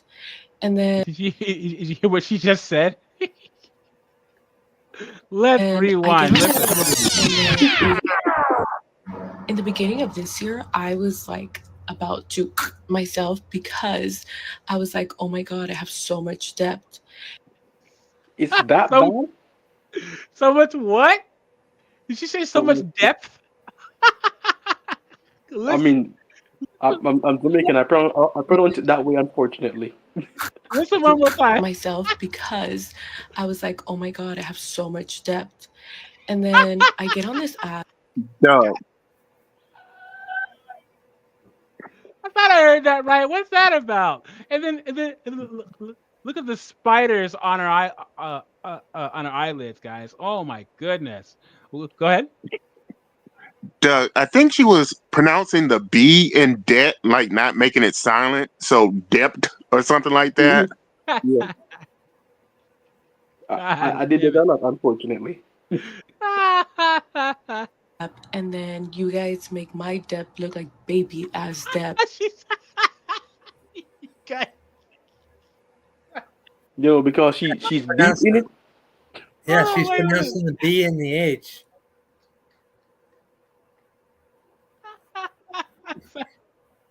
Hold on a minute. So much debt. And then I get on this app, and then you guys make my debt look like baby ass debt, which is nothing to be proud of because we're all working towards one goal, getting out of it. But then I see you guys paying off these debts, setting big goals, and then leaving a place where you don't even want to come back to. So I'm so proud of you guys. Thank you guys so much for sharing things like that and truly inspiring people. Yeah, pay up that debt, debt, you guys. Okay, now look at the big glasses. This should be stunning, right, guys? Okay, guys, in the chat, put basic rules. If you were to, if a young man were to come to you and say, "Look, I'm 25. I spend too much money. How can I spend less money?"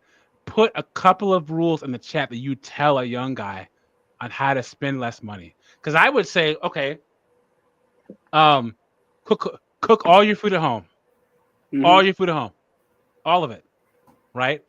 I would say, um, um, uh, do hobbies at home. So you know what? Invest in a PS5.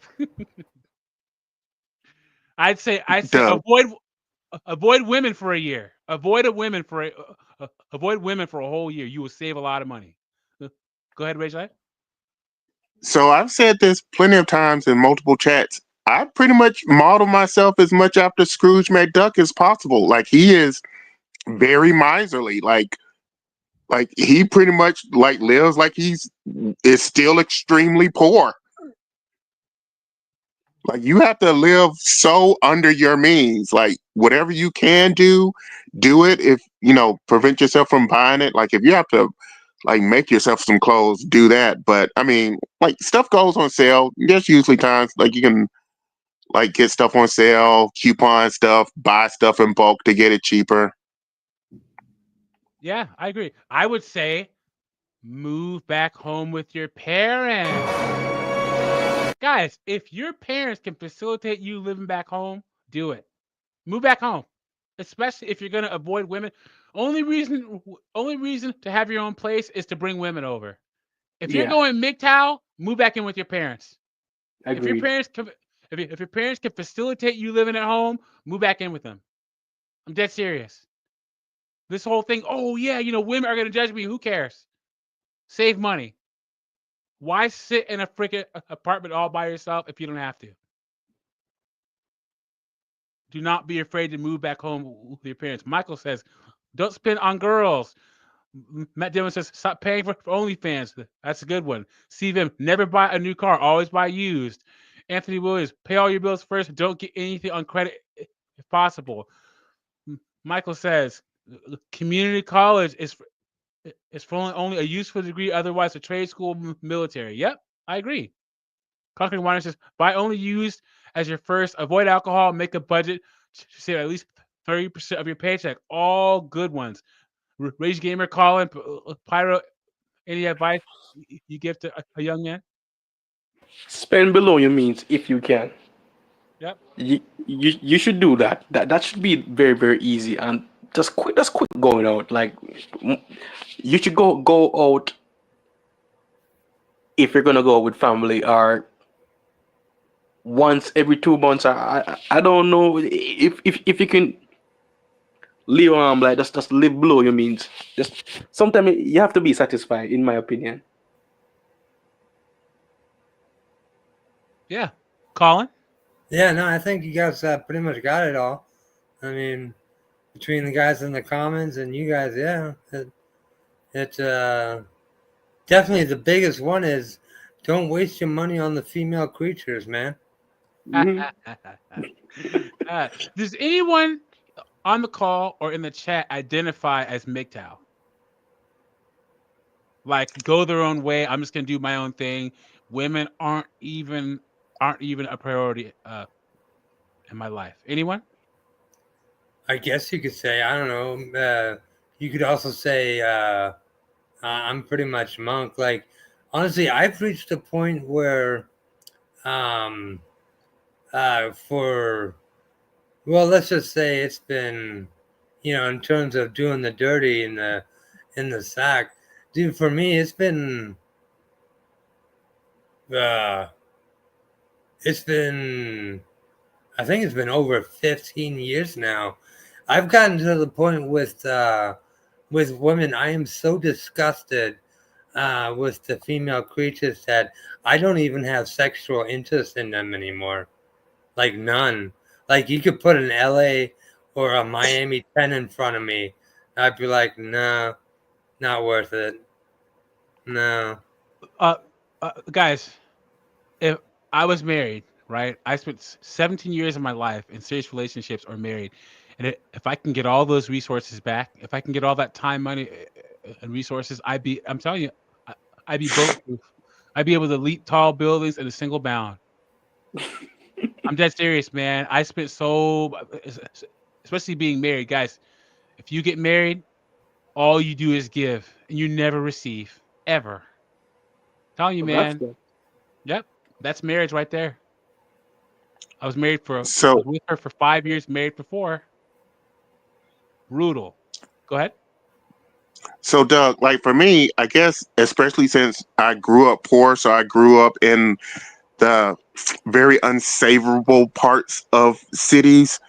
It's like I would see, like the girls that I would see were worse than the boys. You would see, like I'll be in school and see all these girl fights and stuff, and over the pettiest of things. So I didn't have like these rose tinted glasses of them. So I was like, man, like this is not what I want to deal with. Like they did not bring a good representation of women. So it pretty much like, hey, I'm a nerd. I like my nerdy stuff. I definitely don't want like someone like this interrupting that. So I just like just Yeah. focus on myself. Yeah, you don't want someone to put themselves at odds with your hobbies. I was talking to this, like you see a woman who knows that you watch football on Sundays, but she'll schedule something for you and her to do during the time of the football game and say, if you cared about me, you would drop your football game that you've been watching for the past 10 years to go do something with me. And if you don't do that, you don't care about me. Wow. It's just nonstop shit test. I'm cussing on my own stream. Nonstop ish test, guys. That's all it is. Yeah, Until I you, can understand that. yep. Until you give in. Until you give in. Conquering Water says maintenance in marriage is more expensive than even getting to date the same woman. Yep, 100% true.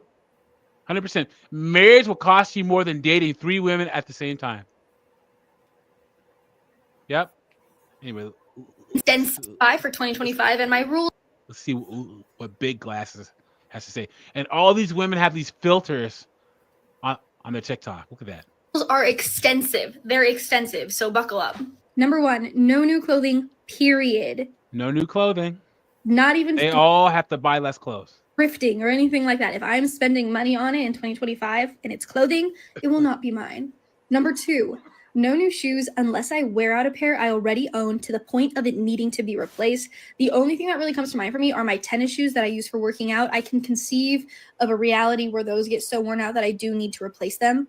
Number 3, no new makeup or skincare unless my own personal dermatologist that I see in person every couple of months tells me that I need to switch up my routine. As you see, guys, all these women are the same. They buy the same crap. We've gone through what? 3 women with 3 different sets of rules on the screen? They're all the same. Women are all the same. Number 4, no using credit cards for regular daily spending. Instead, I will be using digital cash envelopes from Cube Money to force mindful spending and budget transparency. If you're a recovering super spender like me, do that for 2025. It'll change. A recovering super spender? Have you even heard of that before? Never in my life. The fuck is that? A recovering super spender. God, these women with their terms, guys. Your life. Hopefully it will. And use my code. Number 5, I get $85 per week for food. This can pay for any combination of. Come on, guys. She looks like she spends a lot more than $85 a week on food. Of course. Look at those jowls, guys. Come on now. The big back behind.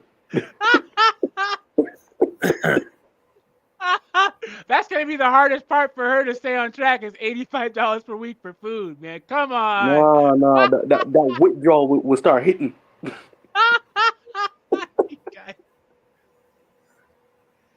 These women, I swear. Food items, whether it's takeout or groceries.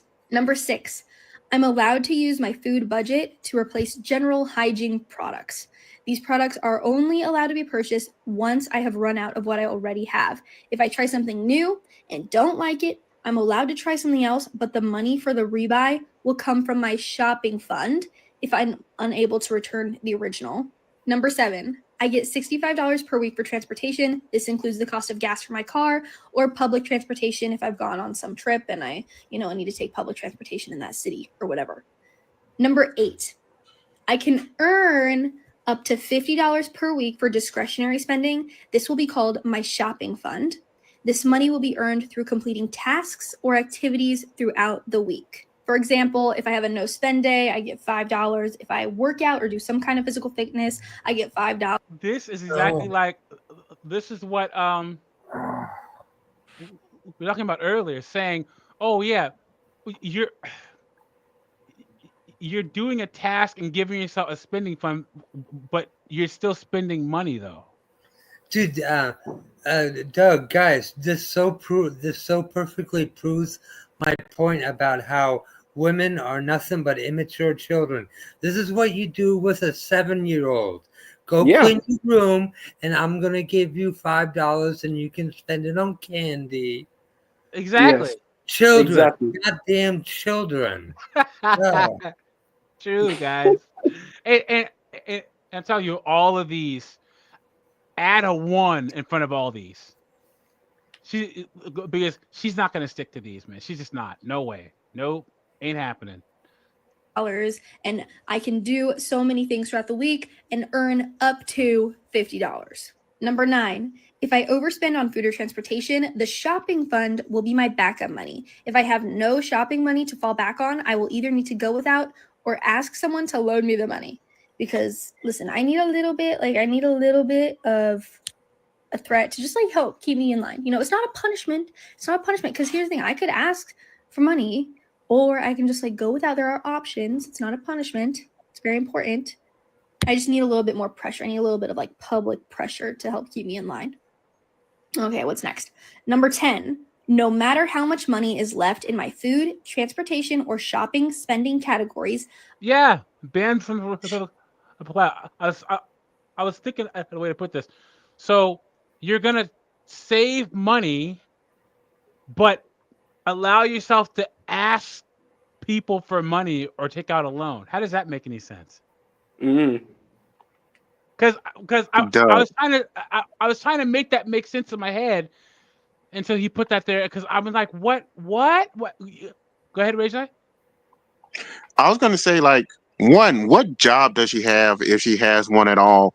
Two, she needs more jobs. Let me see. Yeah, Let me. way more.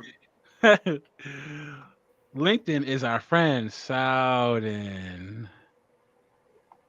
LinkedIn. Come on, give it to me. Give it to me.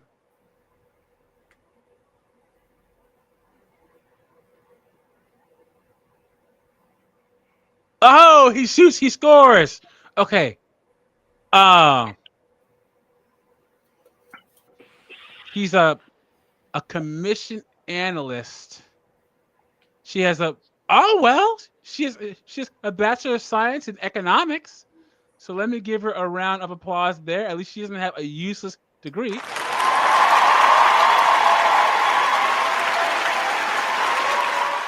But she's a senior commissions analyst at the trade desk.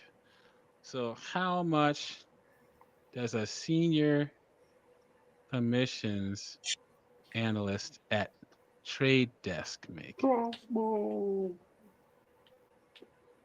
It says the estimated pay range for an analyst is $84,000 to $134,000 per year. So she probably makes about 95, I'll bet. And wait, hold on. Where is she living? Because that could be a problem. Oh, yeah. So that's nothing in California. Yeah, I'm not surprised. Yeah, Like, she's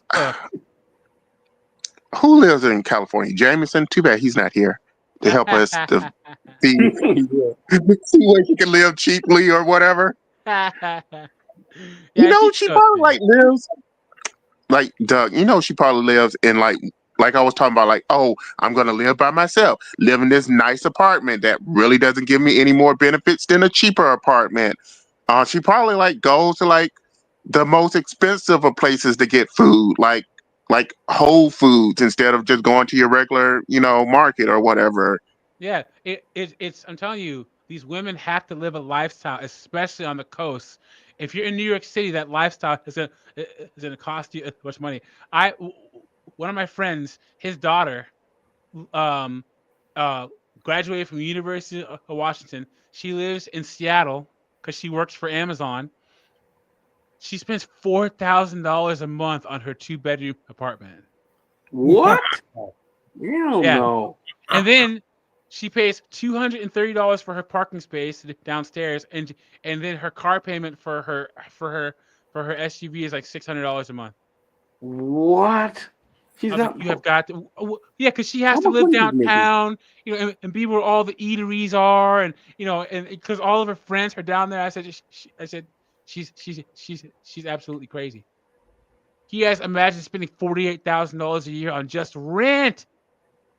That's crazy. Rent. Uh-uh. Yeah, the modern women, guys. I was gonna say, Tom, good to see you, my friend. Thank you for being here. Make sure to like the stream, subscribe to the channel if you haven't already, and hit the. If you want to come into the conversation, hit the link at the top of the chat. And I have a $10 super chat goal, so if you want to hit that super chat button, I'd really, really, really appreciate it. And I hope that everyone is having a good Christmas season. We say Merry Christmas over here. We don't do this Happy Holiday stuff. Sorry about that. Not sorry. But yeah, man. Yeah. Freaking $4,000 a month for rent. Whiteout says that California is the worst state in America.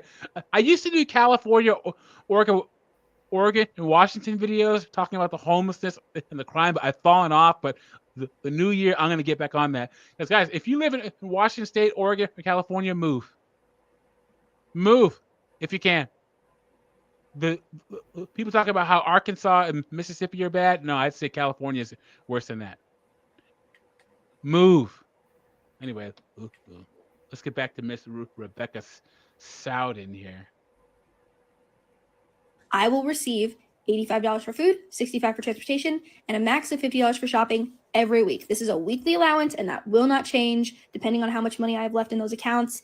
That way, I will be allowed to save up, and that will incentivize me to be under budget in these categories. Cumulatively, if you add those up, it equals $200. So I'm going to add the caveat that if I want to switch like my food budget to be $90 and my transportation budget to be $60, or if I want to reduce my shopping budget or increase any of these, as long as the cumulative remains $200, I can do that. Number 11, once a month, I'm allowed to move up to 60% of what is remaining in food or transportation to my other money categories if I want to. This will prevent me from like kind of accidentally penalizing myself for being under budget in certain categories, because here's the thing, some weeks I spend very little on food, other weeks I'm needing to spend more money on food. So at the very little on food. I don't see that with this face here. Hell no. Those weeks are few and far between, I guarantee it. end, it all nets out, but that can only net out if I leave that money in that account. So even if I do choose to move money from food and or transportation, I can only take up to 60% of what is left in there, just so that I don't accidentally, ruin my own life. Finally, number 12, I'm not allowed to declutter, aka get rid of shoes or clothing, because I have this cycle where I get rid of bags and bags and bags of stuff, and then I buy loads and loads more stuff. And so this time, when I declutter, I'm allowed to change up my space. I'm allowed to get rid of things, but I'm just going to move them to a secondary location within my own home. That way, when I inevitably go, oh my gosh, I really need this thing for this thing, I can shop my own storage. I've done no-buys in the past, but usually it's for like a month to 3 months. So talking about doing a no-buy for all of 2025 does strike fear into my heart and soul, but that just means that it's probably going to be good for me. Yeah, modern women hate doing stuff that's good for them. That's true. Anthony Williams says, I'm still waiting on my male privilege card. I want to talk about that real fast. Guys, one of the biggest problems with modern women is that they think that just because you have a dick swinging between your legs, that life is easy. But with this whole push towards equality, women are starting. It's like the reason why the housing market is so messed up is because so many women are buying houses when they make less money, and they're in more volatile jobs in the housing market. Men won't buy a house until they're 35 and they can afford it and they're ready to settle down. A woman will graduate college, get a job making $40,000 a year, and buy a house, and then hope and prayer to make it somehow, right? Yeah. Also, you have professional women who make $100,000 a year or more, have a house. They've traveled to Turks and Caicos and the Seychelles and all the places they wanted to go to. They have their bachelor's degree, master's degree. And if they were a man, they would find a younger woman to marry and move into that house and have children with. But women, en masse, will not support a man and children long term. They just won't do it.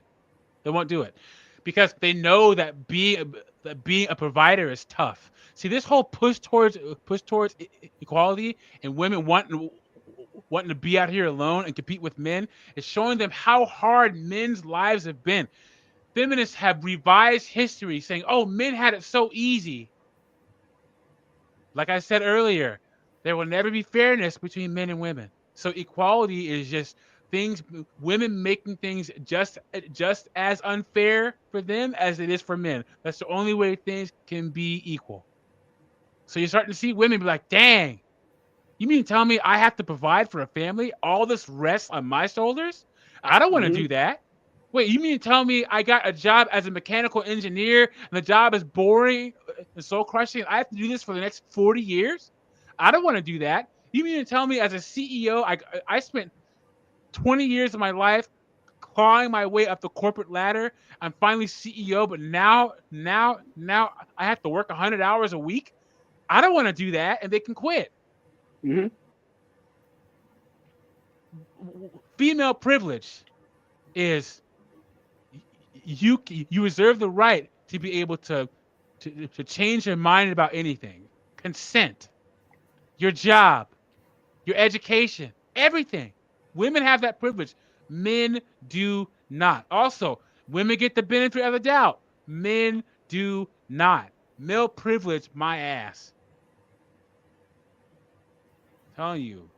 The next 10, 15, hopefully in my lifetime, we'll see that this whole male privilege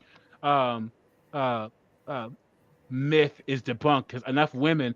It's like when women are all for the paternity court laws and the family court laws until their She brother doesn't benefit them. or until their brother gets caught up in it, or they meet Yeah. a good man whose baby mama is freaking driving them crazy. Then all of a sudden, it's not fair. Yep. Until it happened to you, you didn't care, or someone that you cared about, you didn't care. Doug, Uh-huh. the thing about the paternity court stuff, I mean, like family court stuff, is if women get in some kind of relationship with a man who's like under child support and stuff, like they can start taking her money Oh, Inmate, just thanks because they're like in the for household. being here. Inmate, thanks for being here. I appreciate it. Go ahead. Yeah, I was saying it's like, like if a woman gets in a relationship with a man who has children, like he's under child support, and like if he can't pay it, they can start taking her money if they're like what? I know if they're like married or something, I think they might do it just if they're like considered being in a household together. Yeah. Like who would want that? Like it's like these aren't even my children. You taking my paycheck? Like they're screwing themselves over. Yeah. Exactly. Yeah. I have a friend that was in the military, and he made all the mistakes young soldiers make. And he was 20 when he joined. He met this 27-year-old freaking uh, base rat, married her, adopted her kid, right? They married for 2-3 years, and then she decided that she didn't want to be with him anymore. So she called his commanding officer and said that he beat her up. So he had to go to the barracks for 72 hours while they did an investigation. And in that time, she packed up all of her stuff, took her kid, and left. So they got divorced, and he had to pay her $600 a month of child support because the kid was 9 when they got divorced. So for 9 years, he had to pay $600 in child support for a kid that wasn't even his. Damn. Man. Yep. Crazy to think about, right? That's what happens out here. Let's see what's going on with this girl. So for 2025,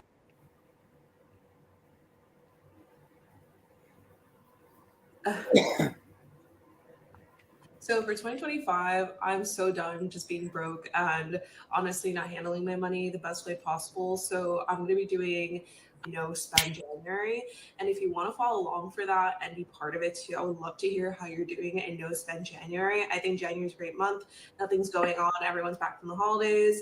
This is the time really to try to do that. So I'm really excited to do that. For February, I'm hoping to pay off my credit cards. So one of them that I have a balance of like $3,000 so far. I'm hoping to pay it off by February.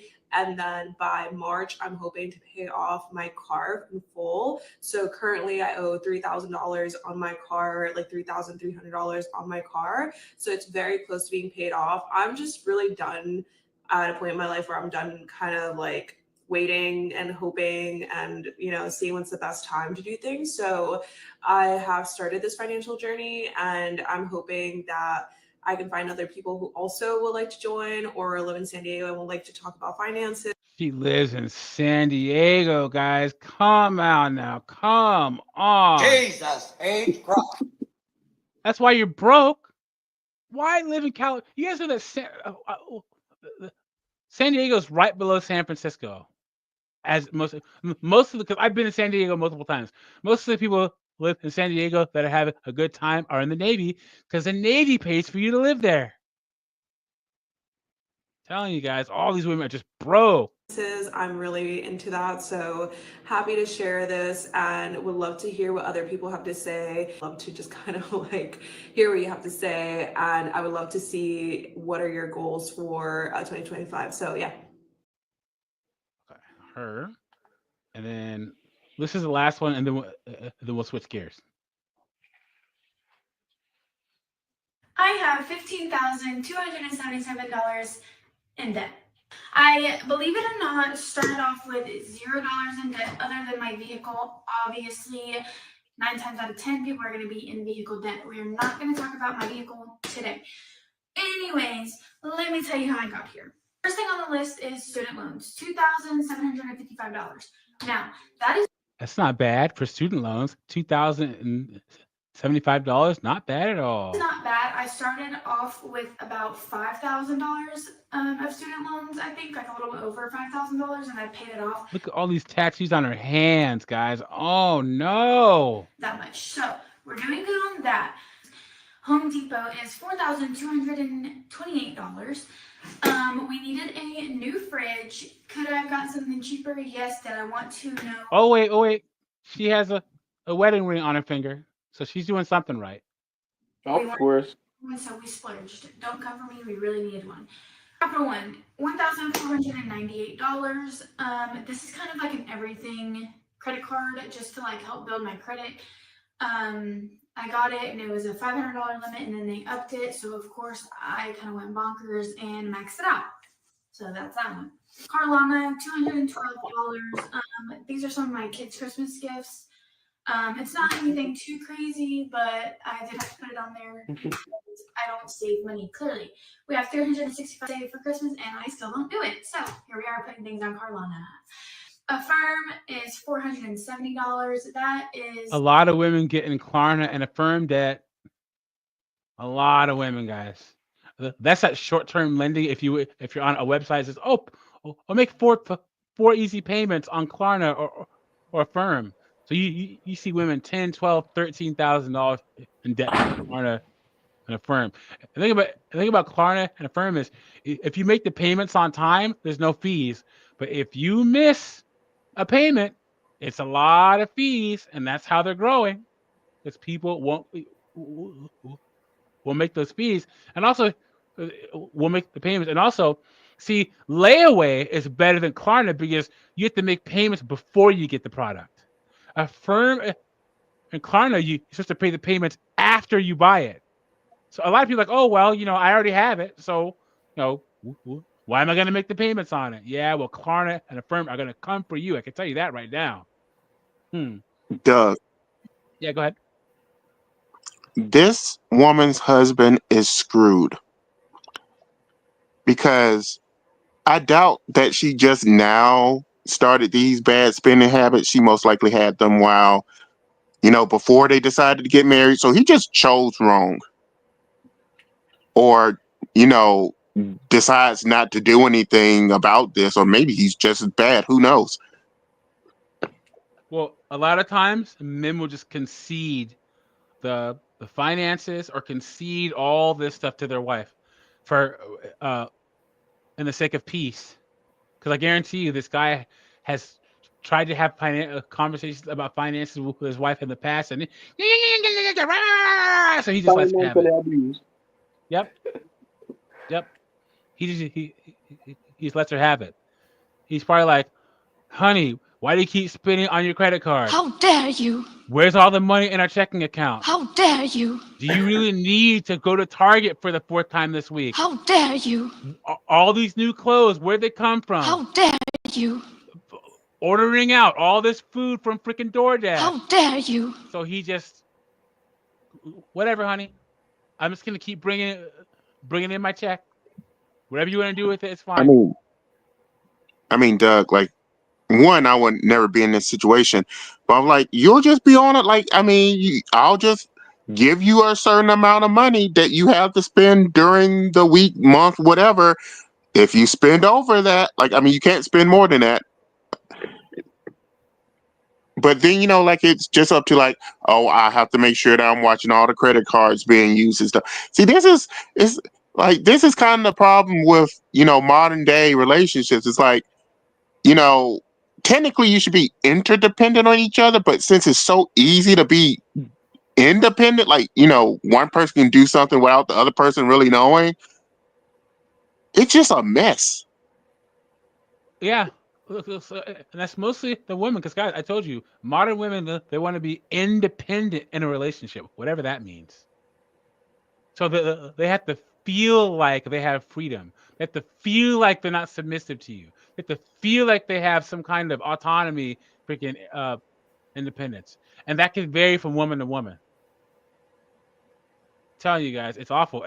You ever have one of your friends who's a professional or a blue collar guy, and then his wife spends most of her time with the kids, but she does like multi-level marketing, like Amway or something, and so she talks about her business and her side hustle, kind of like it's equal to her husband's job, and he has to like emotionally maintain her to the point where he has to make her feel like she contributes financially to the household somehow with her bullshit side hustle. It happens all the time, guys. You have to make sure that your wife doesn't feel minimized. You have to navigate that somehow. Tell her she's more important than she is. I'm telling you guys, that's marriage. Get married at your own peril. Michael said the best. Stay single, they won't change. I agree 100%. And some Christmas gifts and my groceries, I think, one time. My afterpay is $1,635. We're not going to talk about that one today. I'm not going to tell you why. I'll tell you later. A trailer to put on the back of my truck to run my small business. It is more than paying for itself, thank the Lord, but I do owe $4,479 on that. For a trailer for your truck, $4,000. Ah! Again, could I have gotten something cheaper? Yes, but I needed it like ASAP, and I was never going to have $3,000 laying around to go pay cash for something, so we financed that. And my truck is $51,000 payoff today, as of right now. $51,000 for a freaking truck. God, you guys. Ugh. You guys know that a well-equipped full-size truck, this is like an F-150 Silverado, is $61,000. $61,000. Did not know that. A well-equipped car or SUV is about $42,000 right now. It's insanity, guys. It's insane. On December 19th. But we're not going to worry about the truck right now. We have all year to worry about that. Maybe after we pay off all this debt, we can turn around and get rid of that truck because I really, really need to. So if you want to help me out with that, you can. Our grand total to $15,277. How am I going to pay this off? Let's talk about it. We are going to do the snowball method, which is the smallest to largest debt. We're not doing anything like the interest rate or anything like that, besides with the trailer, because our trailer interest rate is absolutely insane. Going to put $1,000 away into savings. We are at $635 in our savings right now. That's all I have. Did you hear that? She only has $635 in her savings account. What? Listen, that 70% of Americans are 1 or 2 paychecks away from financial ruin, and this is one of them, guys. This is one of them. Huh. What if her husband gets sick? Damn. Go ahead. I'm sorry. Go ahead. No, go ahead. Go ahead. Well, I probably shouldn't. You know what? Fuck it. I'll say it. For like the past couple of weeks, I've been beating myself up because my emergency account for one of my, or for, basically my plan C, like my regular spending account, my savings account, and then the emergency account. I was starting to beat myself up because there's only $250,000 in there. Yeah. Oh, darn. Oh, Colin, how will you ever make it? Are you going to be okay? Telling you, man. Yikes. I don't understand how people can live like that. I really don't. I don't either, man. I don't get it. Go ahead, Rachel. Yeah, so I bet you, like, if her husband got sick and couldn't work or got laid off or something, she'll probably be the first one to like, oh, I need to get divorced. You need to pay me child support, alimony. I need the house. You still need to make payments on the house while I'm living in there, but you don't live here. I take your truck. You still got to make payments on those trucks or whatever. Mm-hmm. Yep, we're broke. It's your fault. So I'm going to make things worse by dividing the family and having 2 rents instead of 1. 2 utility bills instead of 1. 2 grocery bills. Yeah, I agree with you 100%. Guys, here's one of the things about marriage. If the marriage ends, and because of the man, it's the man's fault. If the marriage ends because of the woman, it's the man's fault. It's still the man's fault. Yep, 100%. 100%. So I believe we'll be at our 1,000 probably right after Christmas, which is good. And then we can tackle everything else debt by debt, day by day, payment by payment, and follow along with me and hold me accountable. Please, for the love of Jesus, do not let me spend any more money. All right. Let's go. All those weird gestures. Like, I I don't know. All these weird gestures. Look at this. This is have weird. payment by payment, and follow along with me and That's something seems kind of off. Maybe she just talks with her hands. Like, I mean, but the tattoos on her hands, I guarantee she has tattoos all under here though. So that's probably a telltale sign. Anyway, okay, let's switch gears. I saw this. No, I saw this. Wait, no, I saw this, and I just wanted to show it because listen to this. Moms to stop dating because she had daughters in the home. Mom would stop dating because she had daughters in the home. That's crazy, right? My mom moved a sex offender, a child sex offender, a registered sex offender into our home. I was 12. My sister was 13, 14, 15. Okay. We used to tell my mom, he make us uncomfortable. He flopping his stuff up in our face and laughing about it. She would laugh and be like, oh, is he touching you? Oh, it's okay then. All right, me and my sister go to my mom. He looking at us, looking at our stuff and grunting like we're uncomfortable. She laughed. Is he touching you? Oh, well, it's okay. He offended a 12-year-old girl. Again, I'm 12 at the time. He offended a 12-year-old girl around the corner, went to jail. When he got out of jail, guess where he was living back at? You guessed it, our house. All this because my mama wanted to collect his SSI check. All this because my mama wanted to collect his SSI check. All this because my mama wanted to collect his SSI check. And that's just the type of mother I had. Insane, guys. Insane. That's why, guys, like, I hope one day in the Black community we can judge the mothers as harshly as we judge fathers. And guys, I always say you can Thanos snap 80% of American Black women off the planet, especially the freaking baby mamas and the single moms. Black single mothers are the worst women in the West. You can't question Black mother God. They get away with stuff like this. Absolutely disgusting. What were you saying, Rajai? Have you gotten the Skeletor sound clip yet? Because you could have easily used it for this. Next time, I'm writing myself a note right now to get that one. Because, yeah, ridiculous. Yep. Telling you. And then, like, all these women. My mother did there for 20 years. I was 11 when they first started. Let me tell you, not once my mom allowed me to be alone with them. I lived with my mother until I was 19. Not once. So that's good. But there's all these different stories here of how mothers fail their daughters, dude. No one fails their daughters worse than American Black women. Nobody. No one fails their community, their kids, their husbands, ex-husbands, baby fathers worse than American mothers. Scum of the earth. Now you might be saying, "Oh, Doug and Pierre, what about your mama?" My mom was a scumbag for most of my life too.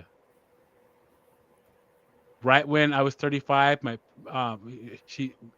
parents she started going to therapy, and she realized, you know what, I was awful to all you kids most of my life, and I'm sorry. My mom actually apologized.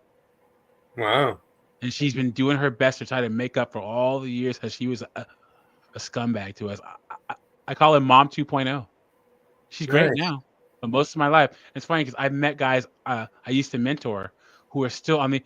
Where most of us Black men, there's a brotherhood of our mothers being awful. All the guys I used to mentor, all their moms were just terrible to them, right? And you can't tell him nothing. Anytime you try to criticize him, even as a grown man, well, I fed you, didn't I? You had a roof over your head. I did the best I could. No, it's not enough. And it's funny because all of us, we freaking trauma bond over this garbage. If you look at some of the stand-up comedy from the 90s and the early 2000s, where they talk about, you know, mama's beating on us and all this crazy stuff, we just all laugh. We just laugh. Now, whoopings are good, but straight up emotional, verbal, and physical abuse. I've told multiple black women. It's funny how they always talk trash about black men or fathers, but who's the first person, whether you're a boy or a girl, to say that you're too tall, too short, too fat, too thin, your head's too big, your nose too big, your nose too small, you're too light, you're too dark, your hair's too nappy. You look like your freaking badass daddy who freaking ran out on the family. Who's the first person you hear call a woman a slut or a whore? It's your mother. All the time. All the time. Telling you, man. Awful. All right. We might not get through this whole call here, but I saw this one. Yeah.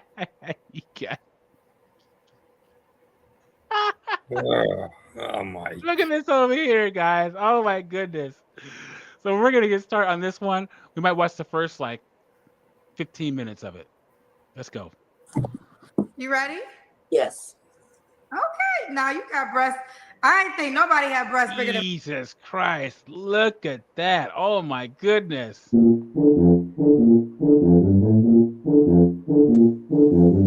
God, that's a lot of loving. Ugh. Mine, child. They're huge. You got now. I got some big breasts, child. You got me beat. They're huge. Real huge. You got me beat. Dudes will sleep with anything, man. Come on, guys. We gotta do better. Hey, honey, what's your name, love? Mary. Mary? Oh, Carlos X, thank you for the $5. He says, I'm spitting hot fire. I'm telling you, I'm very passionate, man. I'm very passionate. And it's funny because I don't even know why I've met some nice black girls, black women, but just how they talk, I usually end up talking my way out of getting laid because I can't let their rhetoric slide, guys. I just can't. When they start talking about how strong black women are and they're the freaking backbones of the community and what would black men do without black women, I just go off, guys. I start talking like this. And they say, you know what, Doug and PA, I don't think that we're on the same page. And you're right, we're not. I can't stand it, dude. I can't. It's awful. Mary, where you calling us from, baby? Milwaukee, Wisconsin. Milwaukee. How old are you? 40. You don't want me to know your age? Why are you whispering it? 40. Okay, but why was you whispering it? Because I'll be forgetting how old I am. Yeah, she forgot how old she was. Okay. Okay. 40. What's your zodiac sign? Gemini. Gemini. What you do for a living, mama? I take care of my child. How many kids do you have? One child. How old is your child? So she lives off the government check, guys.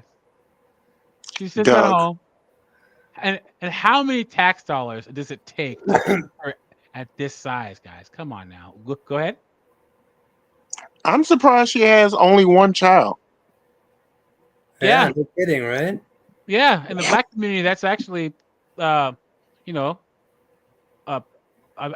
not gonna say a good thing, but surprising. Yeah, I agree, Rachel. Yeah, she this size and this attitude, she looks like a 4 or a 5 type of chick, right? Yeah, I was assuming she had 5 baby daddies or something. Yeah, I'd assume that too. 16.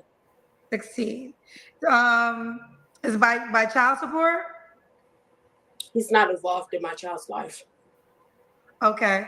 So how do you get paid? I work. I take care of her. Whoa, wait. You work? Wait. We must have missed something. Hold on 1 second. Is by child support? Let's go back a little further. 'Cause I don't. What you do for a living, Mama? I take care of my child. How many kids do you have? One child. How old is your child? Oh yeah, Albert C said it. Yep. I guarantee you she deleted a few. I guarantee it, guys. I guarantee it. She looks like the type. Carlos X says her body's confusing. 16. 16. Is your daughter special needs, maybe? Or is your child special needs and needs like round the clock care or something? Is by child support? He's not involved in my child's life. Okay. So how do you get paid? I work. I take care of her. So you get paid to take care of her? Mm-hmm. Okay. Is she dealing with a condition, trying to be sensitive? Yeah. Okay. Fair enough. I guarantee you she has like cerebral palsy or something like that, because it has to be serious for you to be able to get a check from the government to take care of your own child. And I guarantee you the reason why the father's not involved in the child's life is it was something that was detectable in utero, and she chose to have the kid anyway. They probably said, "Oh, she's gonna have this condition," and she's like, "I'm gonna have the baby anyway. It's a life." And he's like, "All right, deuces. See you later." Try not to put any curse words in the chat, please. Wait, yeah. Anthony, please calm it down a little bit and don't put any curse words in the chat. We can see everything you're saying. Okay. All right. So Mary, Milwaukee, 40, Gemini, has one child that's 16. Her job is to take care of her child. I think I have it all. What kind of man you looking for, Mama? Just somebody that's open, honest, down to earth, not a cheater, not crazy, not abusive. If he's in church, that's okay too. Okay. What are your deal breakers? Liars, thieves. You're the second girl that said thieves. A man stole from you before? He stole my rent money. Of course. That's when you let Glocktavius and fucking Pookie. Excuse my language. That's what happens when you let Glocktavius shoot up the club in the house all the time. Glocktavius comes through the window, lays down the pipe and all this nastiness, and probably grabs something on the way out the window.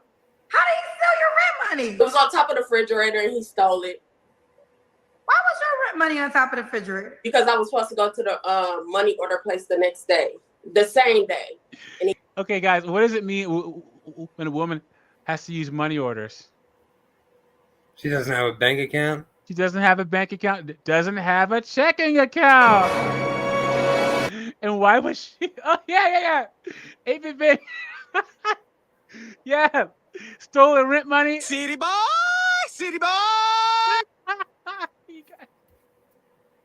No checking account. No savings account. Bad credit. She had her rent money in cash sitting on the counter. And he just took it. Where do these women find these guys, man? Doug. Uh-huh. So Anthony talking about like he can't see his chat. For anyone in the chat, like make sure it's not on top messages. Make sure to just put all messages so you can see everything. Like a lot of times it automatically defaults to top. Yeah. You have to put it on live chat instead of top chat. So Anthony, yeah, go to the top of your of the chat. You'll see top chat. Click on that down arrow and switch it to live chat. he took it. You're the second guest told me no Stephen man. Y'all, you men out there better stop stealing from the single moms out there. Stop stealing. Now, how did you find out he stole it? Did he ever come clean? Because he was the only one there. It was my daughter and me, and he was the only one there. He wouldn't admit it? No. Trifling. Very. Okay, so no men that steal. What else? crazy, abusive. Jail man, please leave me alone. Jail men like you? I don't know why. We know why, don't we, guys? God. You are what you attract. This is a hood booger to the nth degree. Only thing bad than a hood booger single mom is a hood booger single mom with a freaking special needs child. Come on now. All these women be talking like they have some kind of leverage. If you're attracting Pookies and Ray Rays, that's what you are. Guys, and guys, I feel so bad for people raising special needs children, especially ones who have something detectable in the womb. Here's that Scandinavia has the lowest child birth defect and special needs rate, because the A word, getting rid of a child, there is no spirituality connected to it. If the doctor says, hey, your child has a high chance of having this, they'll just flush that bad boy down the toilet and try all over again. Yep. Well, how do they reach out to you? They go through people that's in jail and they try to hook me up with them. So you got friends in jail? No, my people know people in jail. Wait, explain to me how this works. I know somebody that knows somebody that's in jail. Okay. And then the men in jail ask the people that you know somebody to hook you up with you? Yeah. But how do they see you? Through the visit. Oh, so you're visiting people in jail? Yeah, they'll visit. It's a cam on the. You guys. Black America is cooked, man. We're done for. So they introduce you to someone in jail, and you go to visit them in jail. And she's like, I don't want liars and thieves, but she go visits them in jail.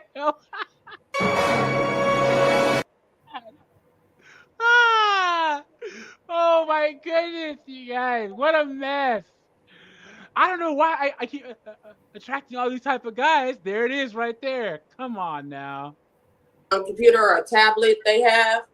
Okay. And then they'll be like, this is my cousin, brother, whatever, who's ever in there, and this is who she is. So I want to make sure I'm clear. Are you visiting a person that's currently in jail? No. So someone's, okay, y'all can say I'm slow. I'm really confused. So someone that you know visits somebody in jail? Yes. And they're bringing a photo of you when they go? No, it could just be, I know somebody that's in jail. My cousin, they'd be like, hook me up with your cousin or your friend. Okay, well, that's just a general. I thought it was like they specifically are asking about you in jail. Oh, no.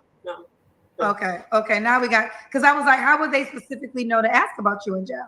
Okay, I got you. So your cousin or somebody in jail, and then they hit you up, say, yo, I got a homie in here who's looking for someone. Yes. Okay, all right. So none of those type of men? No. Okay. All right, so the guy look a certain way? Yes. No. Well, I'm on a weight loss journey, so. I sure hope so. And that's a long quest. Let me tell you, that's around the world twice. You know what I'm saying? Come on now, God. A weight, and guys, what do they mean when they say a weight loss journey? What does that mean? They're never gonna reach the destination ever. Yep. So I'm trying to lose weight. So if a man I know I'm gonna get a lot of hell because I'm big. But I'd rather have somebody that's trying to go on a weight loss journey with me. And that's it. Okay. So if a man is big, you want to be willing to work out with you? Correct. Okay. What about money? Should he make a certain amount of money? No, as long as he got his own money. I'm not gonna. He got his own money. You don't care. Correct. All right, let's do the Kendra Cam. Oh God. Okay, hold on. Let's get ready. Because this is a big one. Let's go. Oh. Okay. That chair. Woo, turn around on him. Turn around on him. Uh, Mary, you're 40. What's the age range you want to date? 35 to 45. Okay. When was your last relationship? I didn't come up with the term hood booger. MTR did. He's the one that came up with the hood booger term. 8 years ago. The Eight. You missing? Yo, whoever manufactured that chair is probably the best engineer in the world. yeah. Mm-hmm. It's, see, it's stuff like this. You could tell that chair was made in America and not made in China. Mm-hmm. If That that were chair would made have in already China. sing if it was made in China. And how do women get, because she's a smooth 350, 360, guys. Oh no, dude. That's easily 400 plus. You think so? Oh, Yeah. Yep. absolutely, absolutely, dude. Put in the chat how much you think she weighs, because I think she's about 360. You're gonna have to add the I tip have to too. agree. Go ahead. Well, I was just saying I agree with Colin. Like, she's over 400. She has to be. Yeah. Mm-hmm. Man, I was trying to be nice. Big one, isn't it? Oh my Yeah. god. If she isn't at 400, she's definitely close to it. Yeah. Oh. Go for 8 years? Yes, the last time I had sex was my mama passed February. So around February. We know why. Mom passed February last year. Yeah. So, because here's the thing, like, she eats for pleasure, and for people like this, eating is as good as sex to them. Because she has to eat a lot to be this size. A lot. This is like 12, 13,000 calories a day at least right here. Yeah, So, exactly. so Yeah. food is her sex. You know, that freaking, those 2 large meat lovers pizzas from freaking Pizza Hut are her sex every single night. You know what I'm saying? Like, yikes, God. And I never understood how do you get to that point where all that matters is food more than your quality of life. So you can't bend down to freaking tie your shoes. You can't climb upstairs. You can't leave the house. Could you imagine? You're so obsessed with food that you can't leave the house. That's crazy. Yeah. Yep. Yeah. Guys, have you ever seen a case of someone stuck in the house because of their weight anywhere outside of the United States? I think that's a uniquely American problem. Mm-hmm. Yeah. Yeah. Rizzo, go ahead. I was saying that, getting that big is usually a combination of like mental health issues and just straight up depression. And I would add in mental health issues, depression, and the community, because Black people, we tolerate this, we celebrate it. So I think it's a mixture of all three. She has everyone around her saying that she's just fine. She's big bone. She's still fine. Unknown Shadow, good to see you. K Francis, good to see you. Yeah, I think it's all three. Yeah. Because no other culture celebrates this like Black American culture does. You mean what? You mean food? No, being this big. Come on, Eating bro. food. We're gonna have to talk about the American whites too, bro. They love that cheeseburger and the steaks and all that. Yeah, but the American Black woman weighs the most on average. I mean, yeah, that's true. Average American woman weighs 165 pounds. Average American Black woman weighs 188 pounds, guys. Yeah. Yep. It's absolute insanity. And the last time you had sex was last year, February. Yes. Okay. What are 3 flaws you have to work on, Mary? Anger issues. Okay. We saw that coming, right? Yeah, you know when she can't get her food, you know she gets upset. When those hunger pains start setting in, she gets all upset. She gets Mhm. hangry. Angry rage. Could you imagine her I'm hungry? Oh my hungry. god! I know I'm hungry. I gotta start. I gotta get. If I'm gonna start reviewing these, I gotta find a sound effects. And I'm hungry. That big smoke sound effect would be nice. I know, right? I gotta have. I'll have seven double cheeseburgers, 6 fries, 4 milkshakes, 2 Yeah, Diet Coke. Yeah, you know what? I'm gonna get that. and a I'm gonna find large that clip. soda. Yep, yep, yep. And a Diet Coke. God, come on, man. Dante's in front of purgatory. I've I've been black on this planet for 43 years. I can tell you, there are brothers that'll do anything that has a heartbeat. Anything that's alive, they'll do it. So yeah, of course. I'm telling you, if she's messing with dudes in jail right now, I guarantee you, he got out of jail and was willing to take anything, and that's how she got laid. Come on. Hmm. And telling people yes. I need to work on stop telling people yes. Okay. You got a paid question. You ready for it? Oh Lord. Yeah, I'm ready. L said she knows she couldn't trust Pookie. She got comfortable and took a L. Bet Pookie still hit after he stole her rent money. He didn't. I guarantee you she let him come back in there. He said, "I'm sorry, baby." Sang her a little song or two. Then later on, he got to pick that club up. I guarantee it, man. Come on now. Come on. That's the type of thing where, like, a lot of these women, what what do you have to do for this type of woman to not let a Pookie hit it? Because I don't think that stealing rent money is on that list. I really don't. It would take an act of God. They'd have to reveal themselves to be the devil himself for her to not let Pookie hit it.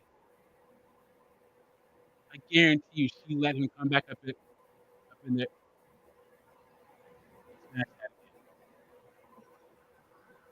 Put that on Cash App me. I bet you he didn't. Now what? Anger. I gotta work on that. Stop playing with me. I bet you he didn't. Now what? Bet you he didn't get that vagina no more after that. Any other questions? Any more? Any more?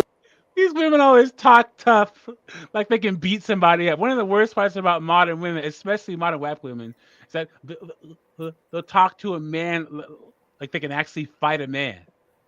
And a lot of these women have to find out. AJ on his 50 and 304s have so many women who talk tough and they find out. And what happens when they find out? All of a sudden, oh my God, I'm a woman. The tears start coming. Telling you. Oh, was someone gonna say something? Okay. I'll say something, Doug. Go ahead. What does a purple rainbow mean? I don't know, man. I didn't even see. It's like her boobs are covering up her name at the bottom here. I can't even. That's the first time I actually looked at her name. I don't know, man. These women come up with all sorts of crazy stuff for their handles. Oh, okay. Okay. Huh. You thought he gonna steal my rent money? And then like really stop playing with me. Like you think I'm that girl? That girl. Don't play with her. I'm not. L-I. All right. Well, you did your 3 flaws? Yes. Okay. Why would a guy be lucky to be with you? I'm funny. I'm down to earth, open-minded, cool. I'm not gonna ask you for no money. Not gonna ask you to help me. I got more and more flaws. I take care of my daughter, no help. Daddy ain't around. So that's it. Do you want a man to be like a father figure to your child? No. No. My already does that. I have uncles, cousins, nephews. I don't need a man to help do any of that. But I don't need no man to try to come in and try to help take care of my daughter. Because then they think they running stuff. It's not going to happen. Okay, so what role do you want to play in your life? A supportive role, being there to somebody to talk to, hang But out. would a man that's a supporter help you with taking care of your child? No. Like going out, hanging out places. All right, let's do it. Let's do it. Mary, what was the age? Oh, you told me. Should he be in Milwaukee? Yes, please and thank you. These women, man. Oh. Please and thank you. Please, thank you. Milwaukee. Okay, Mary, Milwaukee. She's 40 years old. One child at 16. Her job is to take care of her child. She's a Gemini. She'll date 35 to 45. And you ready for something serious, I'm assuming? Yes. Please Okay. do not have a lot of kids. Please. What's the last? She's talking like she has leverage. That's one of the worst parts about these women, guys. This woman is an absolute disaster. What man in his right mind that's not a felon would mess around with this chick? And you see women of all sizes, multiple kids, tattoos everywhere, piercings everywhere, no job, welfare, talking like they are something. And this is the kind of woman where even if she were to find a decent man, she'd be talking to him with this neck snapping attitude and run him off. One of the worst parts about black women, guys, American black women, they talk to the best of us just like they talk to the worst of us. Any guy and any decent guy in his right mind would step up to this and maybe last like 2 months, and then he'd be like, I'm not doing it. No way. It wouldn't even get to sex with her. In fact, one dinner, he'd see the check and be like, yeah, I'm not going to do this again. This is too much money. Can you imagine going to Applebee's with this chick on a Friday night? Can you imagine what the bill looks like? Doug. Yeah, what's up? I mean, not even trying to make fun of her size, but her size like is really inconvenient. Just think, it's like, how are you gonna take her on a date? Like, you'll need like a truck. Like, like you need something to be able to carry her. She probably has trouble getting into certain spaces. I mean, like, and she's already 40 and she's at this size. Like, she don't need to go on a health journey. She needs to go on a, like, essentially just stop eating. Yeah, she needs gastric bypass. That's what she needs. She needs a couple of doses of freaking Ozempic. That's what she needs. And you have to make sure that the chairs at the restaurant can actually support her weight. Can you imagine if you went to a restaurant and she sat in the chair or the booth and the whole thing caved in? Like I said, it's like, I'm not trying to even make fun of her but she is wide, she's heavy. Like, those are truthful statements. Stuff aren't just like not that much stuff is built to accommodate someone of that size. I agree. Like, I agree. to be honest, she probably has like one of those, what are those, like motorized carts things that she probably uses or whatever. Yeah. One of Yeah. those. Could you imagine if you go out on a blind date, somebody at the restaurant pulls up on a freaking scooter because she's so fat? God, man, yikes! A kiss to you. Okay, well, 3 of them could be a lot of kids. That's a lot of kids too. They age difference be crazy too. Please. And if you don't want no more kids, leave me be. Because I'm trying to be an adopted parent. Leave me alone. Oh, you want more kids? Yes. Okay, how many kids you want to adopt? 3 or 5. You want to adopt? She wants to adopt 3 to 5 kids. Oh, please, God, no. Guys. So all that's going to do is just more government dollars, more of our tax dollars, and she can teach them all these bad habits. They're all going to grow up fat with attitudes, just like her. Telling you, please, God, I hope that doesn't work out. And here's the thing: she has to have kids because no one else is going to care about her. And Dante's Inferno says, "Adopt the kids or eat the kids." But yeah, the only people that are going to care about her are any kids she has. That's the only kind of power that she's going to be able to have in life. Is children. Got 5 kids in your house? Yes. Woo, child. So you want a man to be okay with 6 kids, but 6 people? You said yes. If he's willing to be okay with 6, but if we're in a relationship and he comes along and be like, well, let's talk about having you be an adopted parent, I would go along with him saying 1 is okay, 2 is okay. But yeah. Well, let me ask this. So since you want to adopt 5 kids, why would you not want to be with a man that has that many children? Because they have baby mama drama. I don't have no drama. My child father is not around. He can't tell me or my child what to do. Got it. I don't want no problems, man. I know she's ready to fight, man. Look at this chick. Go ahead. You heard her. This is the problem with when you have, especially when women have like kids. She literally said like you can't tell her child what to do. So you like a man comes, he's literally saying like a man will come in and have no authority. Yep. She wants him to come in, take her out to dinner, take her out to dates and stuff, but then like nothing. And then she said it. She wants him to be supportive of her. And you know the only No. yeah, and only Pookies and Ray Rays can fit that mold. Any guy worth a dang, she would have to conform to him, and she ain't doing that. And think about it is she's been taking care of her. She said her daughter is 16. So she hasn't done anything with her life besides eat and take care of her daughter for 16 years.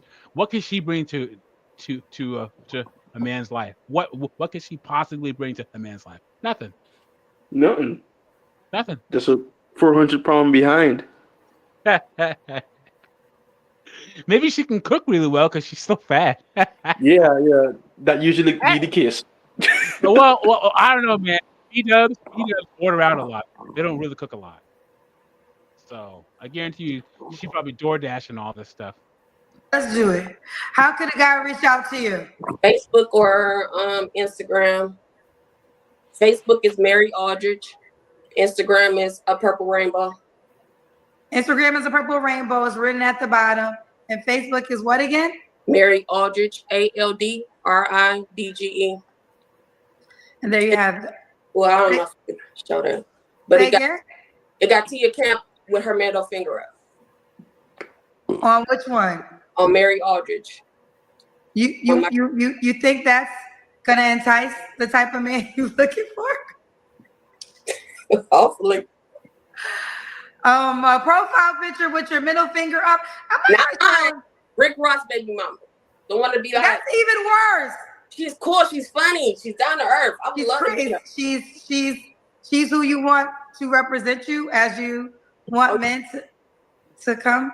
I think I might change. I'm just change. I think if you want a different energy, that's giving jailbird energy. Okay. That's giving. I'm gonna change it. Okay. Yeah. I mean, listen. It's all about what you want to attract. So if you want to attract a different energy, I think it would be best. Okay. I'm gonna change it just because you. Okay. All right, honey. All right, Mary. I'm trying to find her Instagram, but it's maybe she got so much bad flack on here that she shut it off because I don't see it on here. I don't see it. God dang it! I wanted to see. Keep me posted how it goes. Will do. Have a good one. Everybody be blessed. And I'm gonna read the comments on YouTube and Facebook too, because I know they saying something. Well, do you want to snap at somebody? I do have something. I wasn't gonna read it, but since you guys ready? Here we go. You want to do it? Yeah, go ahead. Okay, I'm gonna let you handle this one. Steven said severely overweight and full of masculine energy. Very It's not masculine. a good look. Very serious. Double down. Someone had to say it. Someone had to say it, Mhm. guys. She's an absolute demon, dude. Absolute demon. And you know what? I hate to say this. I would be worried for her daughter, but her daughter is special needs, and she needs all the help that she can get. So, Mhm. if her daughter was a regular function adult, I'd tell her daughter to run away. But oh well, she's not. So, Doug, uh-huh. I hate to say this, but like you see her, like I'm pretty sure her daughter is probably just as big. She's probably more of an endangerment to her child. Yeah. Yeah, I agree with that. If she's big, her kids must at least halfway there with her. Yeah. I guarantee you, Only way, all they like do the all only day, way that her and her daughter, all they did is sit around and eat. I guarantee it. Go ahead, Rajan. I would say, like the only way that her daughter is probably not as big as her is like she eats all the food and gives her daughter none.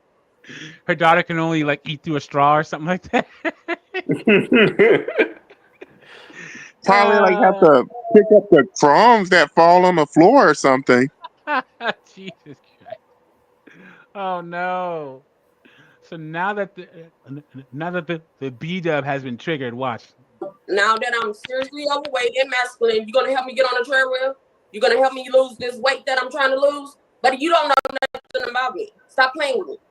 Very masculine. Will hurt your feelings. Pull up your picture. Stop playing with me. Go play with your mama. Mine's is gone. Stop playing with me. Anything else? Very masculine. Take care of my daughter by myself. Gotta be masculine to do all of this. Ain't nobody helping me but my family and you're not doing it, Mr. Steven, with your little $5. You could have added more. Now what? Oh, yeah, be quiet. Oh, add another $5, Mr. Steven. You can. Well, he actually did. This is gonna be the last one. I'm not gonna let y'all go back and forth, but he just said, "You like work. It's a cold world." Very. Yo, man, this show, man. Kenji G makes so much money off of black women's pain. Yeah. He's been doing this show for 5 years, guys. 5 years of rolling these hyenas out here and having them act a complete fool on camera. And guys, no one. I remember when Pearl's show was still going on when she was in London. You're like, oh yeah, Pearl's a culture vulture because she only has black women on there and she victimizes black women. No, it's because who is the demographic who's most likely to act a fool in front of a camera? A B-dub. 100%. There is no other group on the planet that's willing to show their ass to the world like B-dubs. And Kendra G is just making all this money off of it, off all their pain. Now what? Another $5, Steven. 20. Help Kendra. I have a cash app, boo. Cash at me. A purple rainbow. Stop playing with me. Anything else you want to say? Very masculine. You got to be masculine when you're taking care of a child by yourself and nobody's trying to help, especially you niggas. Are you taking care of your child, Steven? Do you have any kids? Oh, okay. Stop playing with me. Stop playing with her. I think y'all gotta learn today. They're gonna learn today. You know what, Mary? All this tough talk, guys. All this tough talk. Beautiful. And if she be hanging out with Pookies and Ray Rays, she's gonna talk to the wrong one, and that guy's gonna box her up, man. It's not a matter of if, it's a matter of when. All women like this, because remember, guys, as a man, men get audited. Life is gonna audit you. If you say you're tough, you're gonna get audited. If you say you're rich and you're not, you're gonna get audited. If you say you're a man of character and integrity, you are gonna get audited, right? Women are just feminism and equality. Women are putting themselves in the same positions to get audited. That's it. Women used to not have to get audited. They can live their whole lives never having to face real consequences. But now, this is where we are. This woman talks real tough. And that's the worst part about modern women and B-dubs, in my opinion. All right, we're going to do for like another 2 minutes, and then we're going to bounce out, because I've been on for 3 hours. I had no idea. Anyway, let's get a little more of this, and then we'll close it. I know you 3 hours. Go ahead. 3 hours. Yeah. Just hit the 3-hour mark. Read them, to be honest with you. I'm glad you read them, but these people ain't coming up here showing their face. They're not showing what they look like. You can't talk about somebody that's overweight that's trying to work on their weight. You don't know what I went through. Yeah, we can, and we will. How I got there. I lost my mama a year ago, nigga. Stop playing with me. I'm working on myself. Work on yours. With your little $5. Next time, put 20 to ask a longer question. Don't play with me. Like I said, play with your mama. Masculine. It's a very cold world. It's cold in Milwaukee, and it's raining. Doing that. Don't play with me. Talk out of the side of her mouth, you guys. B-dubs are the worst. These streets, nigga. Like a dude. Information. Where's information? Milwaukee. Oh, Milwaukee. 414 is Milwaukee, Wisconsin. I thought 411 was the information number. No? 414 is Milwaukee. Oh, 414 is Milwaukee. Okay. Y'all talk all this stuff, but get up here, show your face, show how you look, make sure you don't have no flaws about yourself, and make sure you're going to a good place. I'm taking care of this by myself. Stop playing with me. You don't know nobody. Don Jason, Inferno Purgatory said the best. In every B-dub, there's a Keisha way to come out. 100% true. 100%. You can't talk about nobody. Because you ain't showing your face, Mr. Steven. And I said your name. Masculine. And overweight. And trying to work on herself. Anything else? Anybody else got something negative to say? This is something, I'm not sure if it's negative, but let's see. I do want to read this, and then I'm going to say something. The Hente said, no disrespect, hon, but you seem hurt. Behind that masculine energy is a woman that's been through some things. I can see straight through you. I'm glad you see through me. Imagine losing your mama, who had nothing going on. But the world doesn't owe you understanding. She's on here trying to find a man, and she's doing all this. Guys, come on now. Because remember, this is a dating show. This is a singles live. I mean, she already ruined her shot.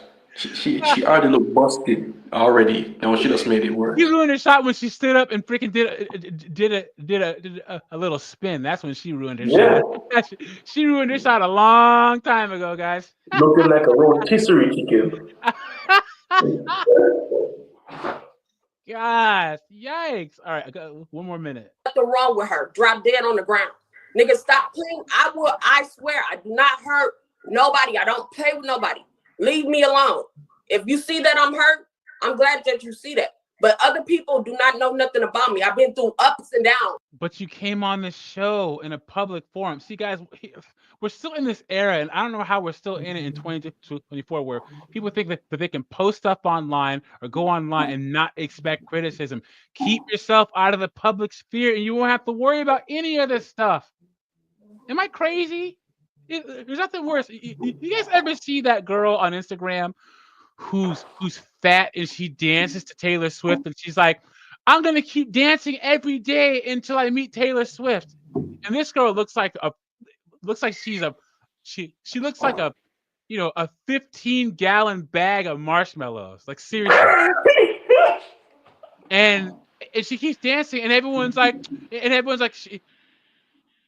she needs to dance her way to the gym. She needs to put this effort into a treadmill. And then it was how dare you say all these bad things? She keeps posting this stuff. Keep it to yourself. That's one of the reasons why I don't show my face. You know? You know how much faster Doug. panels build if you show your face? But I don't want to put myself out in the public sphere. Go ahead, Rachel. Oh, you need to merch what you just said, like 50-gallon bag of marshmallows. Can I? Do I have? Let me see if I have one of her things saved, because hold on.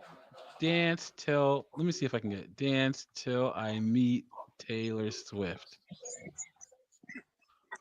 That was funnier than when someone said like someone looked like a bag of potatoes walking or whatever. Like, that's hilarious.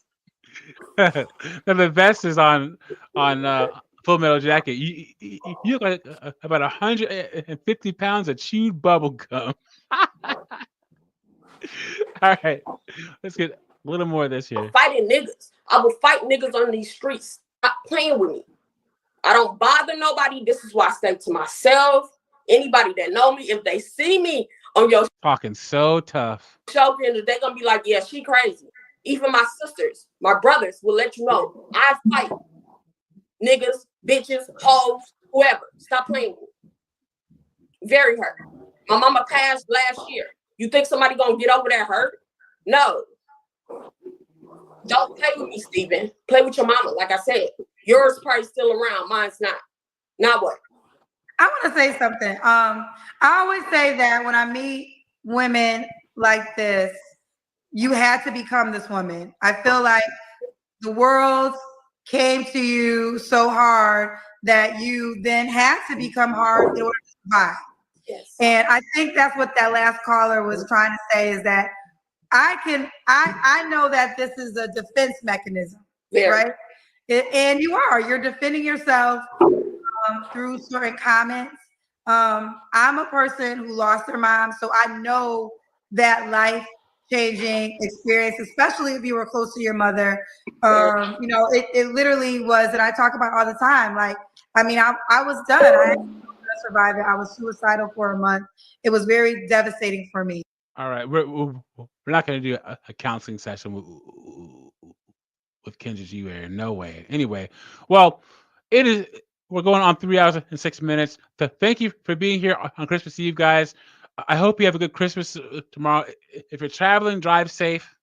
And I feel bad for all of you who have to fly, because the airlines are all already effed up. If you look at the news, they're already behind, right? So if you're driving, be safe. Hopefully your planes connect. And guys, I always recommend, if you're going to travel on Christmas, fly on Christmas Day. Yeah. Because it's cheap and nobody's in the airport. But the worst is flying 2 days before Christmas. Fly on Christmas. I used to do that in college all the time. I would fly out. My sister is flying here. She gets in at 9:45 p.m. She's gonna be the only person at the airport. So, but yeah, be careful. And guys, get yourself something for Christmas and your birthday. If you don't take care of you, nobody else will. Even if it's something small. Because if you're a man, no one cares. And it's even worse when you have a family. Exactly. All you get is socks and underwear. Get yourself something nice. I'm still trying to decide what I'm gonna get myself for Christmas and my birthday. I might take the leap into PC gaming and get myself a nice PC. I would recommend it. PC gaming is just way more accessible. Yeah, because I have a PS5, but I'm not gonna get a PS5 Pro. Screw that, man. Guys, just real quick. This is the worst console generation ever. Yeah. Hands down. Because for real. Doug. You can play everything on PS5 and everything on Xbox Series X and S on the previous system. If you only had a PS4 and an Xbox One, you haven't needed to buy a PS5 or a new Xbox. Everything has been backwards compatible. Everything. This is the worst, the absolute worst console of gaming systems there's ever been. Reza, go ahead. So yeah, this like it's been getting closer and closer to this, especially since games have been going more and more digital, there's really no point of getting a console because you're just locking yourself in that domain for something that you can get for cheaper and better on the PC. Yes. And this is coming from somebody who pretty much lives and dies by the console. But it's like, unless I'm specifically can only get that because of a console, like a Nintendo product, essentially that's the only console you should buy now. Or like if you want Nintendo exclusive games, buy you a Nintendo console. Other than that, PC. Yeah. Nintendo has the best exclusive games for their system. I can't think of one play. When's the last exclusive Sony game, PlayStation game that he played? But I sure played the heck out of Breath of the Wild, Tears of the Kingdom, Mario Wonder, all those, man. I'm telling you, Nintendo's exclusive IPs are unmatched. So yeah, it's just sad. And then they want you to pay $800 for a PlayStation 5 Pro with no disc drive. Are you crazy? Anyway, yeah. So my birthday's coming up too, so I might just make the leap and get a gaming PC. Wait, Doug. So your birthday is in January? It's in December. Oh. It's in 7 days. Last day of the year. Yep. Oh, so Doug, I hate to interrupt you. I wanted to answer for Steve. If you really want to play, Flight Simulator, you might want to get into a PC tower. Yeah, gaming laptops are dumb. You might as well get a tower because towers are easier to work on. And you're not going to be playing, major PC games out of your away from your setup anyway. You know what I'm saying? So yeah, get a tower, dude. I bought a laptop to do this, but I would say that for everyone to film videos when I was traveling. But yeah, I just gotta take the leap. Anyway, Pyro, any last words about this no by 2025? Do you think that modern women are gonna stick to no by 2025? Hell no. Never in this world. Never in any world. As long as they have money, they'll spend that till the day, till the night comes. Okay, Colin, what do you think? Last words about this no by 2025? Oh, it's all just a dumbass joke. Yep, I agree. Rayshai, any last words about no by 2025? Well, I said it in the beginning. Like, I doubt this will last too long, especially since stereotypically women don't really have too many hobbies, and they kind of treat like spending, like the whole buying stuff, as the thing that they do. So it's like if they do that, then what are they going like? They're just gonna not have anything to do. Yeah, that's true because women buy stuff as a hobby. So I feel bad for their husbands because now they're going to spend less time shopping and more time convincing their husbands not to play video games or watch football. Dang, I never thought about that. Yikes. Guys, no buy to 2025. Like I said before, this is the third time I'm going to say it. It's just like the fatties that freaking go to the gym on January 1st. Give it till February, it's going to be all over. They're already giving themselves ways out. If you look at their rules, they always have little caveats and stuff. So, but anyway, yeah, I'll be on before New Year's. I'm gonna do a birthday stream. Hopefully, it's gonna be about debt somehow. and then I'm gonna do a short stream about that Angel Reese basketball player. I'm gonna do it about her too because she has it coming. But thank you for being here, Rage That Gamer, Colin, Pyro, Anthony Williams, Steve M, Tom, Dante's Inferno Purgatory, 8-Bit Banger, K. Francis, Carlos X, Michael, Whiteout. Who else was in here? And Carlos X, thank you for the super chat. I appreciate it. Albert C, all you guys, thank you for being here tonight. I really appreciate it. Have a Merry Christmas, and I'll talk to you guys later on in the week, okay? Yeah, see you soon. All right, see ya. Bye. All right, Merry Christmas, everybody. Merry Christmas.